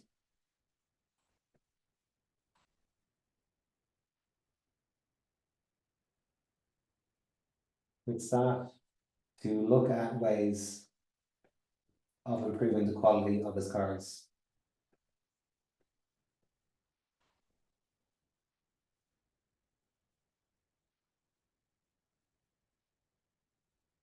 Okay, and now we have linked it to the story because the story was mentioned in the question. Okay, so we've talked about Alan and we've talked about cars, and we've kind of applied it, and it kind of makes sense with that. Okay, 824. Okay. Okay, I wanted to do a break even. So we might do that. Benefits of performance appraisal, main thing to watch out for. It could be for employees or employers, just watch what you're doing. Benefits, say something goes up, something goes down, then link it to performance appraisal and then show it for the employer, and you get the marks. Okay, I'd say it's going to come up. So go over it. New product development, which is a crap little kind of rhymy thing for that. So if you wanted to try and if you couldn't get them, the big thing about product development, okay, is that these are in stages, and stages have to go in order. So therefore you need to put them in order. Like Maslow has to go in order, steps in, firing someone has to go in order, you know, so certain things have to go in order or you don't get any marks. And this one has to go in order. So oh god, I'm about to get it wrong. Okay, so I paint colorful fish, painting their fins. Okay, so that's my crafting that I had with my glasses there. So I paint colorful fish, painting their fins. Okay, so I think that was like a ChatGPT thing. Obviously, when AI was a lot worse than it is now because that's what they came up with. But that's just why I've got the colored fish in. So if you're a visual learner, you might take that away from the night if you haven't been able to read or write. But what that is then is the IPCF-PTF is the saying. So we have ID generation, we have product screening, we have concept development, we have feasibility study, and we have prototype development, and we have test marketing, and then we have full production and launch. Okay, so knowing them in order, really important this year. Could be 20 or 25 marks. Can't be the ABQ because it's unit 5. Very, very likely to be a long question. I would say will be, you've got half your marks there. Essentially for that idea generation, if you say brainstorming alongside that, you're pretty much getting full marks. Product screening, you write vet ideas and drop unworkable ones, you're pretty much getting full marks. Concept development, you write the word USP, you're close to getting full marks there. It's about developing the thing that differentiates the product, so the shape, the design, but ultimately the USP. Feasibility study, you're checking, is it viable? And you're looking at stuff like commercially viable, is there a big enough market, or financially feasible, can you actually make money out of it? Prototype development, so it's the first mock-up or working sample. And so they're the kind of keywords for it. Okay, I'm kind of rushing here to go through it, but I've given you a sample answer there, and you can see how it's marked and it picks up full marks. So the feasibility study, for example, is it possible to actually create? Is the market big enough? Commercial feasibility. So those kind of keywords get you all the marks. Prototype, first working sample or mock-up gets you 3 marks. Test marketing, letting a segment group use it, 3 marks. So like you don't again need to write an awful lot once it's the kind of good stuff in there. So you can have a read over that question as well then to go through it. So yeah, I want to get a break even and I want to get to the ABQ. So let's do a break even first. Okay, so often I'll just check there if is there anything in the chat. Oh yeah, so is it all right to skip unit 7? Someone said. Yeah, so I kind of went through that to start. Yeah, pretty much. I mean, EU chapters and stuff. A lot of people don't like them. You can. You might be able to answer 2 or 3 shorts out of the 12, and you won't be able to answer 1 long question, but you can do the rest. You can still likely score 100% in your paper, and so that would be fine. The more I would say always, like the H1 students come and ask me that, I would just say, look, if you really, really, really need a H1. Like you shouldn't be skipping anything if you think you're the top H1 student. There's only a few percent in the country, but you could definitely get an H1 without doing it. Absolutely. So I'd be lying if I said different for that. There's nothing else in there. Okay, so for the ABQ, sorry, yeah, I when I put these notes up, I didn't put the numbers into it, so I've added that into myself. And what I want to show you a break even. So if you hate the break even, just give me like 6-7 minutes, and I think you might hate it slightly less and be able to do it. Okay, so with the break even, the question is illustrate by means of a break even chart. So you can get full marks just for giving the chart if it's correct. And you only need 6 numbers, okay? And for these 6 numbers, 4 of them are the easiest numbers in the world to get. So you actually only have 2 calculations and to draw the chart. And I think this makes it much, much easier, okay? So this is the info here. So we're working off this info just in case you won't have it on your sheet if you wanted to write it, okay? And it's always the same kind of stuff, okay? So your forecast output, okay? So that's important, 8,000. What we know about that is that 8,000 is where we're going to have to get. I don't think I have a ruler in here, which could get. Do I have a ruler? I'm not sure where's a ruler, so you're going to have to bear with me for drawing uneven lines, okay? But 8. So let's go from here. So we have 1, 2, 3, 4, 5, 6, 7, 8. Okay. So we can go over from 0 to 8,000 straight away because this number here is always going to be our forecast output. Okay. We don't have to write that, so that's why I'm putting it down the bottom. What we put on the bottom of our break-even chart is output. So straight away we can write that. We know it's going to be 8,000 is as far we're going to have to go out. Okay. So a break-even chart looks at, generally done when a business is planning before they've produced something. They would look at, right, how many of these do I actually need to sell so that I can cover the cost of bothering to make this business, okay? Because ultimately, if you decide tomorrow that you're going to start a business, you're going to be down money at the beginning because you'll have to spend money to create the business and start the business and buy stock, do whatever it is. So your starting position is negative money. So an entrepreneur or someone will then go, right, how well do I have to do to break even? So breaking even is covering all that money you spent so that you're not making a loss anymore. So that's what your break even is. So ideally then a business will have a target, which is your forecast, and that's going to be making a profit. So we have three positions. We have position one, where you create 0 units, but you've started a business, so you're going to be in a loss. And we have position 3 over here, which is at your forecast, you're going to be in a profit. And the position in the middle then is your break even. So somewhere along the way, you'll move from being loss making. So your costs go up like that, your revenue goes up like this, and you're in a loss until they meet. That's your break even point. And then after that, your revenue is higher and you're into profit. And the whole point of a break-even chart is to figure out where that is. So what I've said so far, I just dealt with that. So forecast output, okay? So it's important for our calculation, but it's important for our graph. That is always how far the graph has to go out. So we've got that. Amazing. Selling price, okay, €20. This is going to be important because it tells you how much money you're going to get in, okay? So we need to know that for our revenue. So when we sell 1 unit, we get €20, okay? So that's to do with our revenue, okay? And then we have our fixed cost. So fixed cost is like our rent. So the whole point about fixed cost is you spend money on this regardless of making anything, okay? So the biggest thing about fixed cost is that it is never at 0, okay? So it's the only cost that's never at 0. So your fixed cost always starts above 0. And then if you don't sell anything, you always start at 0. So you're always in a loss to start.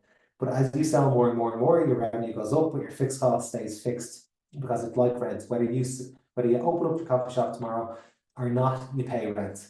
If you sell 10 coffees or 100, you pay rent. It's the same no matter what. So your fixed cost is your flat line. Okay, and then we have our variable costs. So our fixed costs and our variable costs, these things make up our total costs. And our total cost line is one of the lines we need to draw. We need to draw 3 lines: your revenue line, your fixed cost line, and your total cost line. So your total cost is your fixed cost and your variable cost added together. So your fixed cost, paying rent; your variable cost for your coffee shop, buying your coffee cups, your milk, and your coffee and stuff. So for every unit you sell, it's a 10. Okay, so bear with me. Okay, so that's the explainer of that. When it comes up, it always gets asked the exact same way, and it'll always give you that info in the exact same manner. So all you need to know is what goes where. If you can draw this little table here, you can essentially you'll be able to use that to draw a break-even chart and get full marks, okay? So what it is, we need 6 points, okay? So to draw any line, like we don't even need to calculate the break-even amount. We don't need to learn off the break-even formula or anything. We just need to get 3 lines and put them on a graph, and it'll give us our break-even point, okay? So our fixed cost, like anyone who knows anything about maths will tell you, to draw a line, you just need 2 points. So we essentially need 2 points for fixed costs, 2 points for total costs, and 2 points for total revenue. And the two points that we're going to get from that is at 0 units and at forecast units. So we're going to figure out at 0 units, what is our fixed cost, what's our total cost, and what's our total revenue. And then at our forecast units, which is 8,000, because it gets given to us in the question here, we're going to figure out what's our fixed cost, total cost, and total revenue. And if we can do that, we can just connect the dots and we've got our break-even chart. So let's try and do this. I think I said 7 minutes. I'd say I've blown my time budget already. No, I have 2 minutes left. Okay, fixed costs now. Amazing. This is what I was telling you about break-even charts. They're actually amazing because 4 out of the 6 points that we need to draw these lines, we'll get straight away. Okay, fixed cost is 40,000. So your fixed cost at 0 units is 40,000. And your fixed cost at 8,000 units is 40,000 because your fixed costs are fixed. Amazing. We've got 2 out of our 6 points there. Okay, our total cost. I'm actually telling you your total cost is equal to your fixed cost plus your variable cost. If you don't make any units, you don't open up the coffee shop tomorrow, so you don't make any coffee, you don't have any variable costs because you haven't made any coffee. So therefore, sorry, is that I don't know if the mic is gone there. If it is, maybe just someone gives a shout in the chat. So your variable costs are 0 at 0 units. So this has to be your fixed cost as well. So then we've got another point, okay? 3 points there we've got half of the points that we need to draw our chart, and we've barely done anything, okay? And then total revenue at 0 units, if we don't sell a copy tomorrow, we don't have any total revenues because it's always 0. So I've given you 4 out of the 6 points you need straight away. And like, it's an incredible, if you use this system, it's just a very, very quick way of getting your break even sorted, okay? So the only 2 points remaining here, I'll do the total revenue one first, are these 2 boxes over here. So your total revenue, when the forecast output is 8,000, okay? We know that for everyone we sell, it's 20 euro. So in here, it's 20 euro. And if we sell 8,000 of them, we just multiply 20 by 8,000, get 20 by 8,000, and we will get, what's that, 160,000, okay? 2, 8, 16, yeah, 160,000 is our total revenue, okay? So your total revenue is your price by your quantity. Our quantity is 8,000 and our price is 20, okay? All good. And then here in this one, we are going to put in our total cost. So our fixed cost is 40, okay? So our fixed cost is equal to 40,000, and our variable cost, variable means then how much you'll have a variable cost per unit, how much each unit costs. So we have our 8,000 units, so it's 8,000, and it's multiplied by our 10 euro variable cost, and that's going to give us 80,000. So we're going 40,000 plus 80,000. So this will give you, I've done something wrong there, haven't we? 40,000. Something in my maths is wrong there, is it? 20 by 80, 160, 10 by 8 is 8. Oh no, sorry, it's not. Okay. Sorry, good. Okay, so we've got 120,000, yeah. So now these 2 points here, so your fixed cost, your 2 points are 400,000 and 400,000, okay? So if we come down onto this graph, we're going to look at wherever 400,000 is here on this axis, we're going to put at 0 units, we're going to put a dot for 40,000, and at 8,000 units, we're going to put a dot at 40,000, and we're going to draw a straight line across. What we don't know yet is how high to go here. And the amazing thing about this system is whatever the number is over here, whatever the highest number in this grid is how high you have to go up on this side. Because what a break even does is it puts the money over on this side, the revenue and the cost, and it puts the output over on this side, and then 0 starts here. So as you sell more and more, you're going this direction, and then as you go up here, you're increasing the amount of revenue and cost, or the amount of money that it's either bringing in or going out. So 160 is as high as we need to go on that side. So how do we figure that out? I've started that in a bad place. I should have put it down at the bottom. So 1, 2, 3, and 4. I'm just going to go up in 4s there. I'm going to go up and say this is going to be 40, this is going to be 80, this is going to be 120, and this is going to be 160. And what you can do then is for your revenue and cost heading here, you can write 0, 0, zeros, and that means that it's 40,000, 80,000, 120, 160, or whatever, okay? Ideally, if I had started in the bottom, I could have gone up 8 there, just so it's nice and spaced out, but it's going to be to scale, so it'll be the same.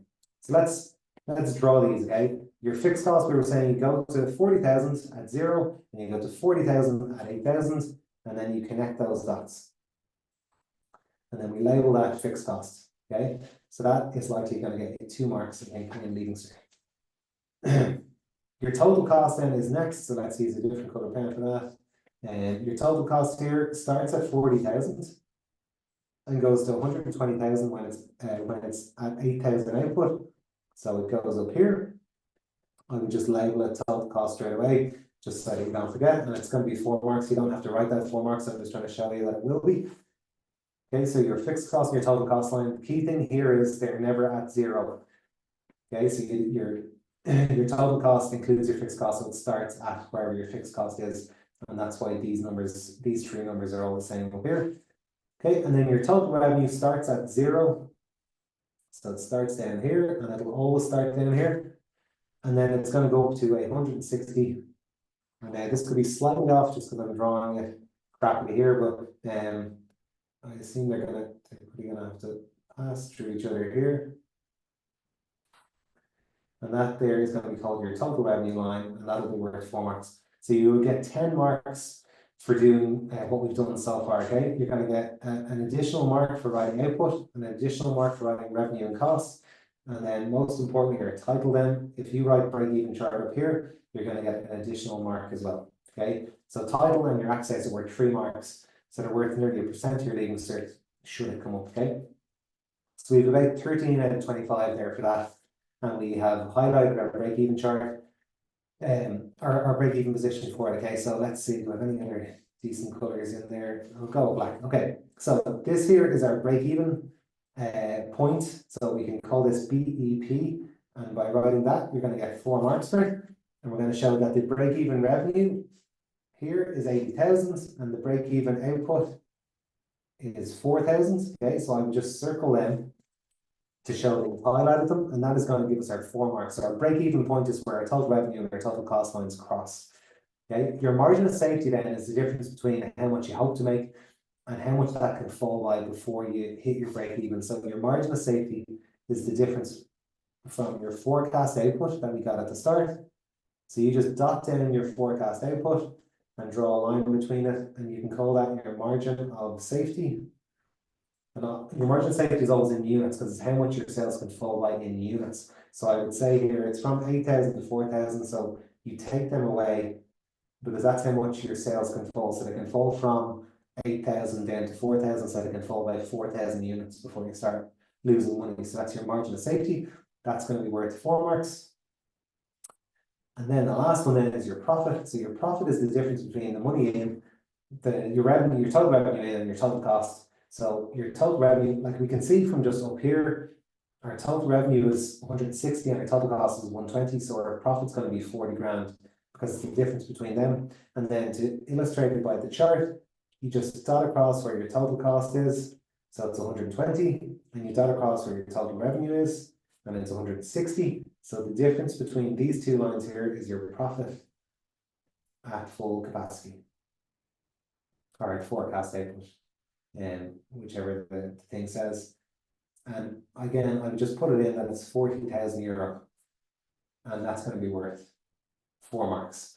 And with 4 marks there for that, without doing anything else. Like if that was what you put down your leaving cert, you get 25 out of 25 for it. Okay, so those 6 squares, 6 points is all you need, and then you can start kind of marking up the break even from that.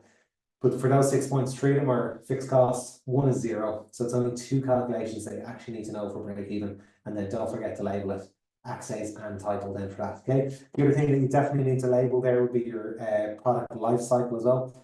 So I don't know if you wanted, that was the 2023 marketing scheme, so you can look that up actually, just as I'd say, take a screenshot if you wanted it. But the other thing, the product lifecycle is likely to come up as well. And the thing about that, just to really quickly draw, is I would split it up into kind of 5 even things before. So I would I would try and split it up into 5 even stages before even drawing the line itself.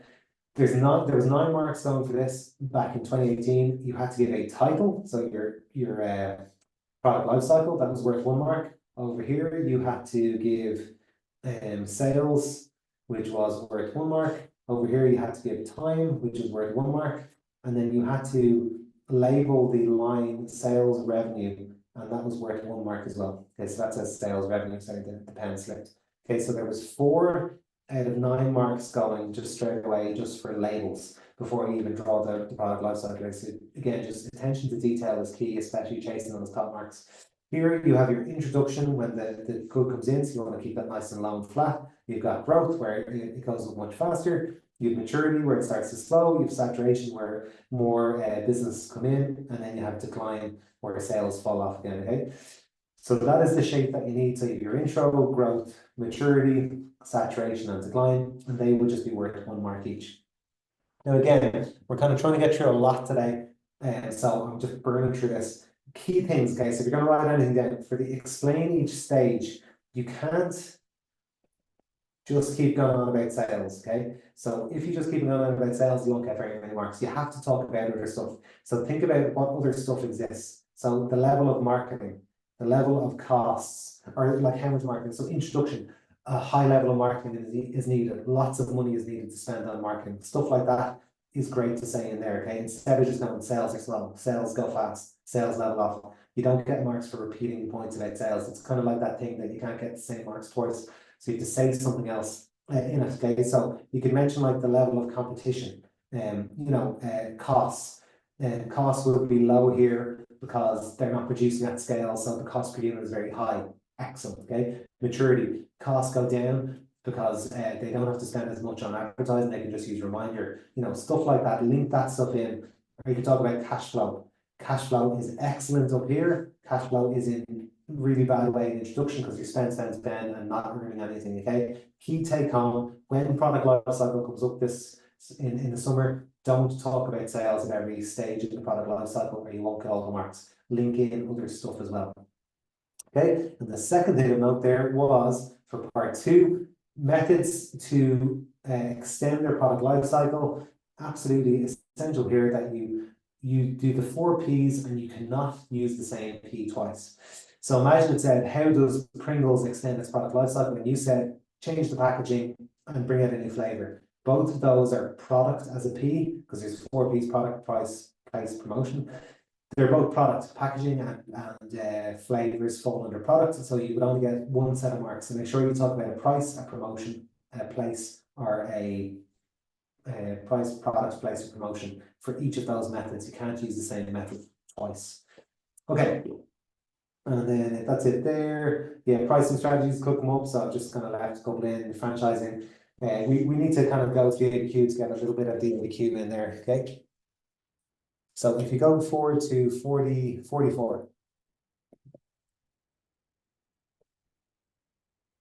Excuse me, okay. Yeah, ABQ. So how do we go about marking the ABQ? So what does the page look like? I would say for an ABQ, right, rather than this being a page, let's just say what does a part of an answer look like, okay? And what's important here for an ABQ is that generally the ABQ is the story thing that you have a direct quote for, but your state and explain still matters the most. Okay, so what matters the most here is your keywords. I would say 75% of the marks for the ABQ are to do with your keywords. So it's your stating and explaining. So the top part of any answer in the ABQ needs to be state and explain. So you don't just get caught up in the story. You don't keep talking about the story. You show the examiner that you studied the Leaving Cert business course. That's the most important thing by a mile. So you state and explain. It's nearly all the marks. Then, for most things here, we want to bring in a direct quote. Okay, and what a direct quote is, it's a word for word sentence taken from the ABQ text that is relevant to whatever these keywords are up here. This has to match with that. Okay, so it just has to be a relevant quote. So where students do badly is they read the story about, Johnny and Jenny setting up their new hair salon or whatever it is. And then when they go to answer, they just talk loads about Johnny and Jenny. And what they're not doing is answering the question in terms of Leaving Cert business content. So what they have to do is read the question, give Leaving Cert business content, and then take a sentence about Johnny and Jenny in their hair studio that is relevant to the keywords they've given, and then you get the full marks. You're doing amazing for that, okay? So the direct quote bit here is going to be about 20% of the marks in your ABQ. And then the other bit here is if you're asked to evaluate. So it's likely you've asked to evaluate 1 point. So your evaluation then might go in here, and that's kind of more your 5%. So you can see the thing I told you at the start is the keywords are king. They are all that matters. And you can see here, they definitely dominate this because they're worth pretty much the most of the marks. And that's what people forget about in the ABQ. And you just want to make sure that you don't forget. Okay. So that's what we're saying. And people would ask, do you need to give the quotation marks? You don't, but it does need to be word for word. People would ask how much or how long is it that you need to write for direct quote? Like definitely don't give a few words. I would say you want to shoot for it to be a sentence that makes sense by itself. So don't just go, they showed this when they started selling. That's not a sentence by itself. You need to take a sentence out. So I'd say minimum 5-6 words, maximum. The maximum isn't a word thing. The maximum is you don't want to have 2 links in one part of your answer. You shouldn't get any marks for that because it needs to be one specific link. So you shouldn't write 2 sentences or a sentence that clearly has 2 things in it. You want to just take a part of the sentence that's important. So you don't need to go from a capital letter to a full stop, but you do need to write all the words in order, and the thing that you're writing needs to make sense. So that's kind of how we would approach it. Okay. And then for the explaining bit here, the other thing to note then is You just want to give definitions or keywords, and ideally then, if you can develop on something in the text, would be great. So just say types of planning comes up, or just say, sorry, follow up on your management activities comes up, and you have to mention planning. If in the APQ story that you have a backup plan, in your explainer for planning in your answer, you could then explain the contingency plan, because that's the thing that was in the APQ text. Okay, so that's just good practice. Or you give the definition of planning. So it's laying down objectives and strategies to achieve them. Okay, so knowing the definitions would be really, really good there for that. Okay, this doesn't seem to be struggling. Okay, so a sample question and answer. So let's have a look. Okay, so what I would do, okay, so I'm going to tell you how I approach APQ. You should try approaching it different ways, see what works best for you. I think because what I've just shown you there, keywords are the most important thing. What I get my students to do is read the question first, forget about the story. Because the question, if you know the keywords for the question, you can score full marks. If you don't know them, you can't. So this is where I'd start, because it's the most important. So with reference to the text, the types of business insurance you would recommend for Miriam, okay? So for business insurance, I would then be getting my head to be whirring through business insurance. Product liability covers you if someone injures themselves from using your product or service. Public liability covers you if a member of the public injures themselves on your premises. Employer liability covers you if a staff member gets injured or hurt in the line of work. Okay, so your brain is whirring through all these business insurances, and now if you don't see a staff member getting hurt in the text, you can't use employer liability in your answer. So, but we want to have these options going in the brain, so that when we go in to read this, then we can hopefully find them. Okay, so what I want you to do now for 60 seconds is read this and see, can you find a sentence that has anything to do with insurance in it, okay? So anything that they should insure something for. So fidelity guarantee, when staff might route from you or be dishonest. Goods in transit, when you insure moving items of value, like, you know, between locations, stuff like that. I'm going to shut up. 40 seconds, go. Try and underline any link to an insurance, something that would be insured.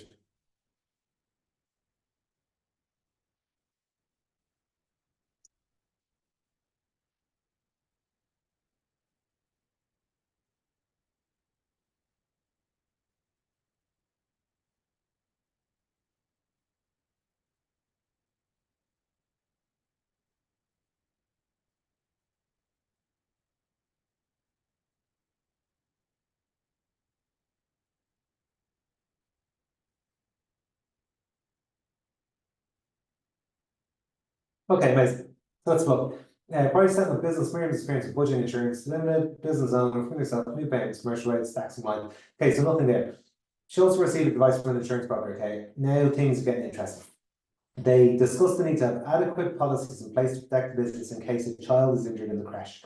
Okay, so there, yeah, we have a public liability or product liability. I'd say we kind of cover that as public, because it would be someone being injured on the premises. Okay, so what we want to do is pull out the quote, and you can see I've started there to say the or need is absolutely fine. You could have either from policies in place would be fine as well, once it's got the most important element in it. Okay, and then the meeting also highlighted the need to have cover in place against the risk of financial loss if as a result of a member of staff claim for injury case. We've got two clear links there. And you can see here then in the answer, this is all that was written for the answer that got full marks this year. So we public liability, you can see the good keywords there. It's getting 2 marks. Okay, my pen is failing me here.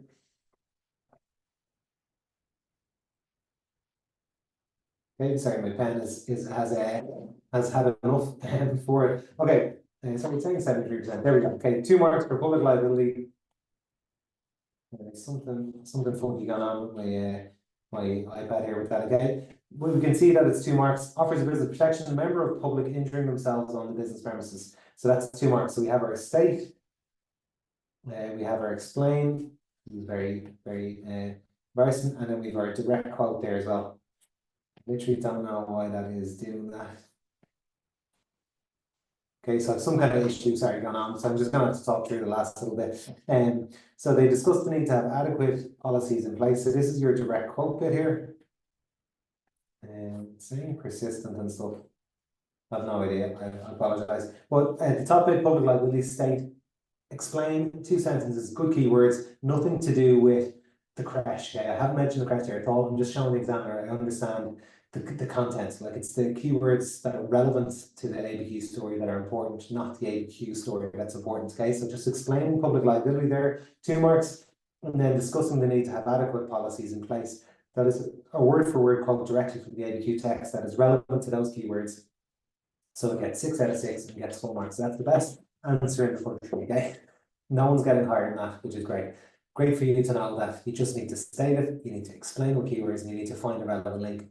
And that's the whole ABQ basically sorted for 70 out of 80 marks. Like, so you can do really, really, really well with the ABQ if you just stick to that rigid structure. And don't get lost talking about the story, waffling away, talking about the crash, talking about Miriam, whatever it is. Do write the keywords that you're supposed to. So when areas of management control comes up, remember that you have to write quality, stock, financial, and credit, and so on. So next page, Sorry, Gavin. Yeah. There is just a few wee things in the chat there now. I just posted them in. They might be in relation to this section. So if you have a wee look there now, I should have sent them to you. And just for anybody else, then the link to the notes is in the chat. So just for anybody who maybe came in late and they didn't see it, I'm just after posting it there again. So everybody in the meeting now should have access to it. Amazing, yeah. In the chat there earlier, someone said, would you need an example for each of the 4 points? I assume if that was an illustrator or provide an example, you would need an example. Is break-even more like to come in a long rather than a short? Yeah, it has come up like regularly in both. Like it featured a lot. I would prepare for it in a long. In the work pack handout thing that I have up on the site, all the shorts are in it, and there's no harm doing them because it helps you understand the longs. But I would prepare for a long anyway. I would say this year for it. Should you write the full sentence when quoting for the link? Yeah, I would say there, like, I think I kind of covered that. I would make sure it's a sentence that makes sense by itself, but it doesn't have to be capital letter to full stop. But it needs to be like more than 5 or 6 words. And as a standalone sentence, it makes sense in English, like, you know. So 2 words not enough, and 3 lines too much, but you don't have to go from the start to the end. So you can see, like, for that one there, like to have adequate policy in place from there on would be absolutely fine because it's covering the main bit about protect the business in case a child is injured in a crash. That's the most important bit of that quote. So once you have that stuff in, I'd be totally comfortable that you're going to get the kind of full marks for it.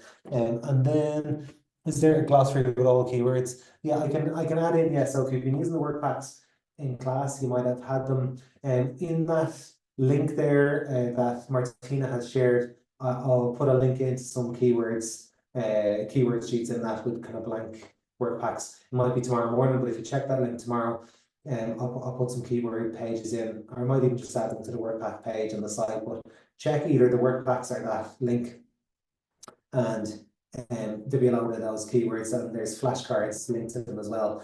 Because that's really what matters. If you're going through marking schemes between now and leaving cert, if there's bolded words in the marking schemes, that they're telling you this is the importance. So if you write these, you get all the marks essentially. Like, you know, it still has to make sense in a sentence around it, but you definitely absolutely don't need to be putting padding and waffle and stuff into your exam. That you just want to focus on delivering those in short, concise sentences that make sense and answer the question, and you will do amazing and do amazing for it. So yeah, I think that was all there for that. I think I'm like, it is 9. I might just run for a couple more minutes, but I don't blame you.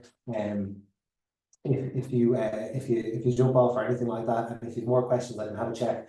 I just want to I'll just try and run through one little more bit on the ABQ, if that's okay. Is that okay? To do that? Yeah, you mean, yeah, Gavin, go ahead.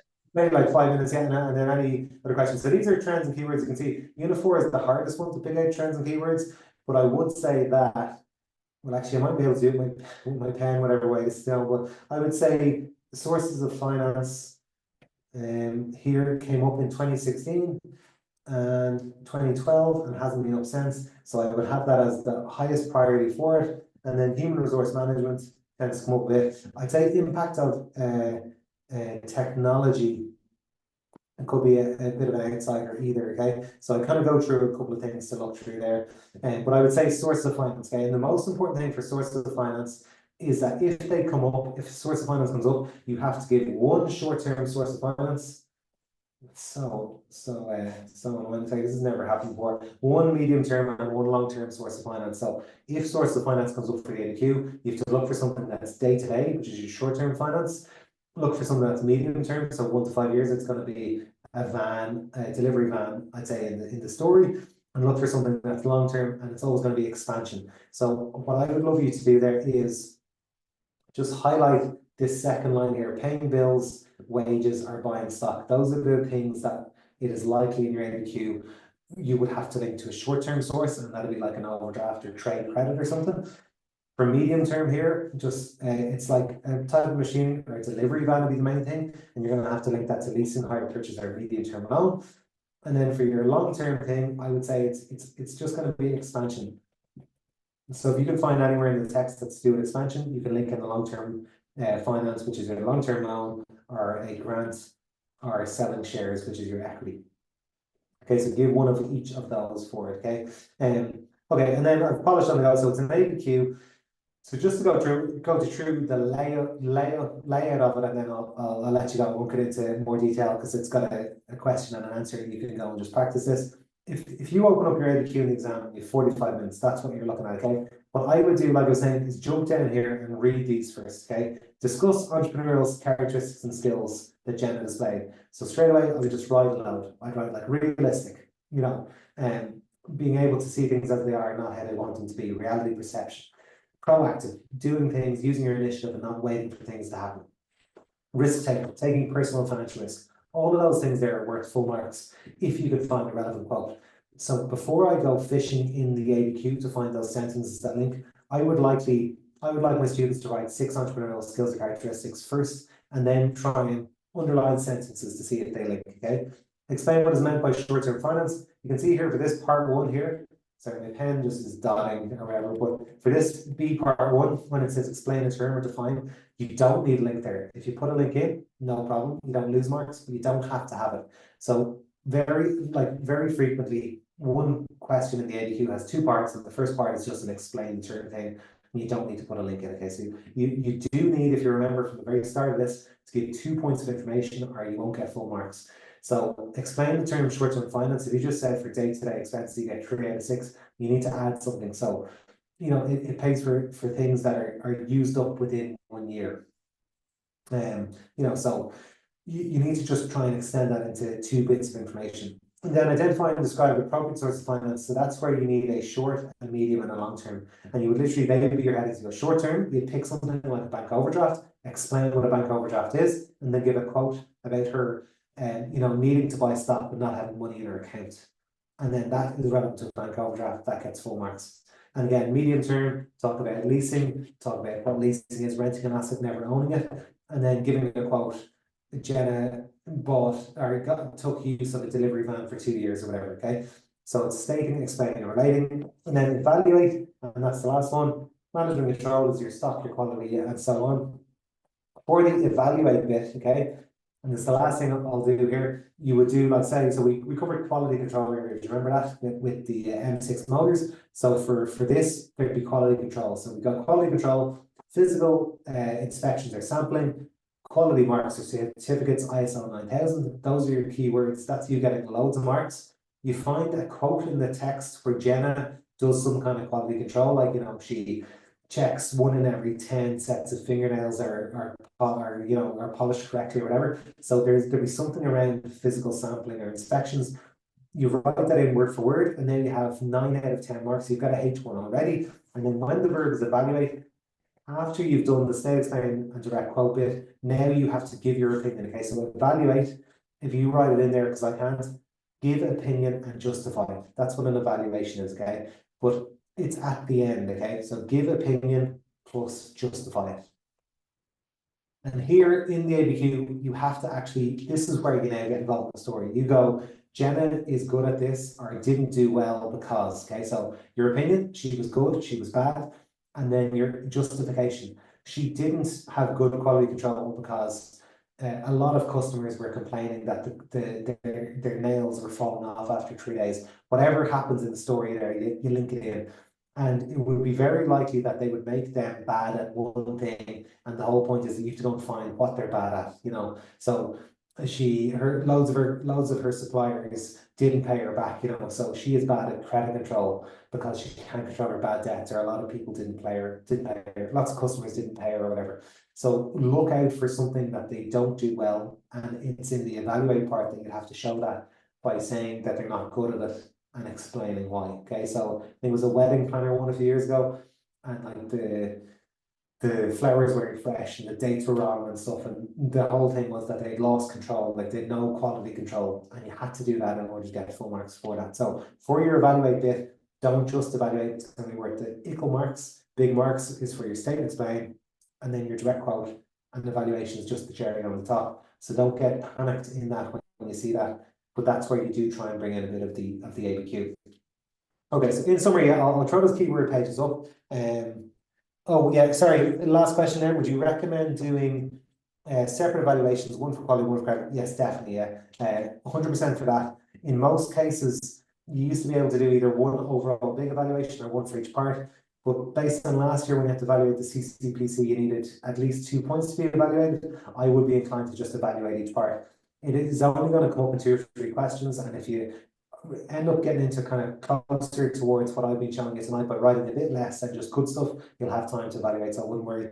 And the other one there, would you recommend, I said, can you use the same link for part A and B? Yeah, so you can't use the same, so for entrepreneurial characteristics or skills, you couldn't put the same link in for 2 different characteristics, even if it made sense, like, you know, as in, one link could be correct for 2 different characteristics, but you can't reuse it twice in your answer because it's using the same point twice. But actually, if there was something that was relevant for A, was also relevant for B, it's fine because it's in a separate part of the page. It's in a separate part or a separate question.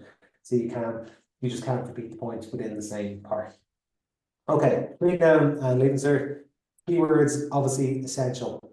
Print out past paper questions and marking schemes. Practice under time pressure, okay? No more reading books, no more writing notes. Test, test, test. If you have a whiteboard, use it. If you like flashcards, use it. If you otherwise just take a blank piece of paper, look at a question, try and write down all the keywords that you know for it, check the marking scheme, highlight in your notes the words that you didn't get, repeat. Everything you highlight is something that you haven't remembered yet. And then if you do that over and over again, anything you highlight becomes the stuff you have to study. Anything that you didn't highlight, you already know in your brain, and you're just going to get more efficient and better at focusing on what you need to study. So yeah, don't panic in the exam. So in June, 9:30, you go in, don't rush through the shorts, take your time, they're worth the same as the ABQ, okay? Write that down somewhere to remind yourself. Don't leave 15 marks behind in the shorts, because it's just, it's not a clever way to approach it. Do guess as much as you can, because there's no negative marking. Do potentially leave the ABQ to last, but be as disciplined as you can with the ABQ, because you can just waffle and get caught in it. And you just want to stick rigidly to that state explained direct quote, move on, you know, be really clinical and disciplined, okay? Potentially push that to the end, and then wait your long questions, highlight, box the verb, make sure you know which kind of question you're answering, and then stick to state explain relate. Try and start your sentences on the line and start a new point on the line below it, like, you know, so that you're making it really easy for the examiner. Skip big lines between your parts, so you can come back and add stuff in. And yeah, just stay calm and controlled. Because if you find yourself just writing way too much and running out of control, just like pull yourself back together, because I've showed you tonight you don't need to write much to score well.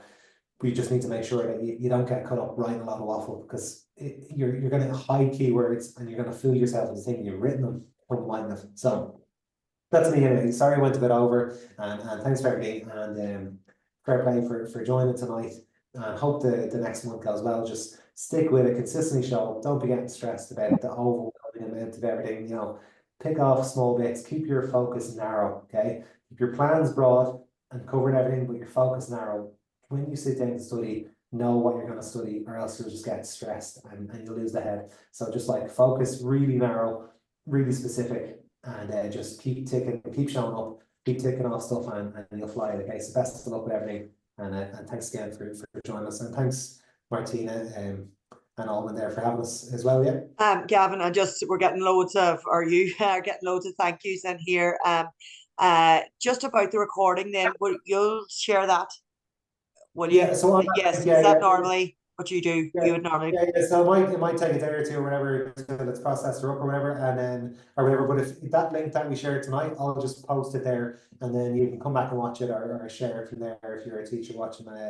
Then you can share it with a class from there. I'll keep the handout on that page as well, and I'll put the video on it. And like I was saying, I'll either add keyword pages there or onto the workback page. Gavin, you're getting really very high praise here now. Brilliant webinar. Thanks so much. Fantastic help. So I think you've really made a difference for the students there. Thanks so much for the help. Thank you very much, Gavin. So everything good there. Brilliant.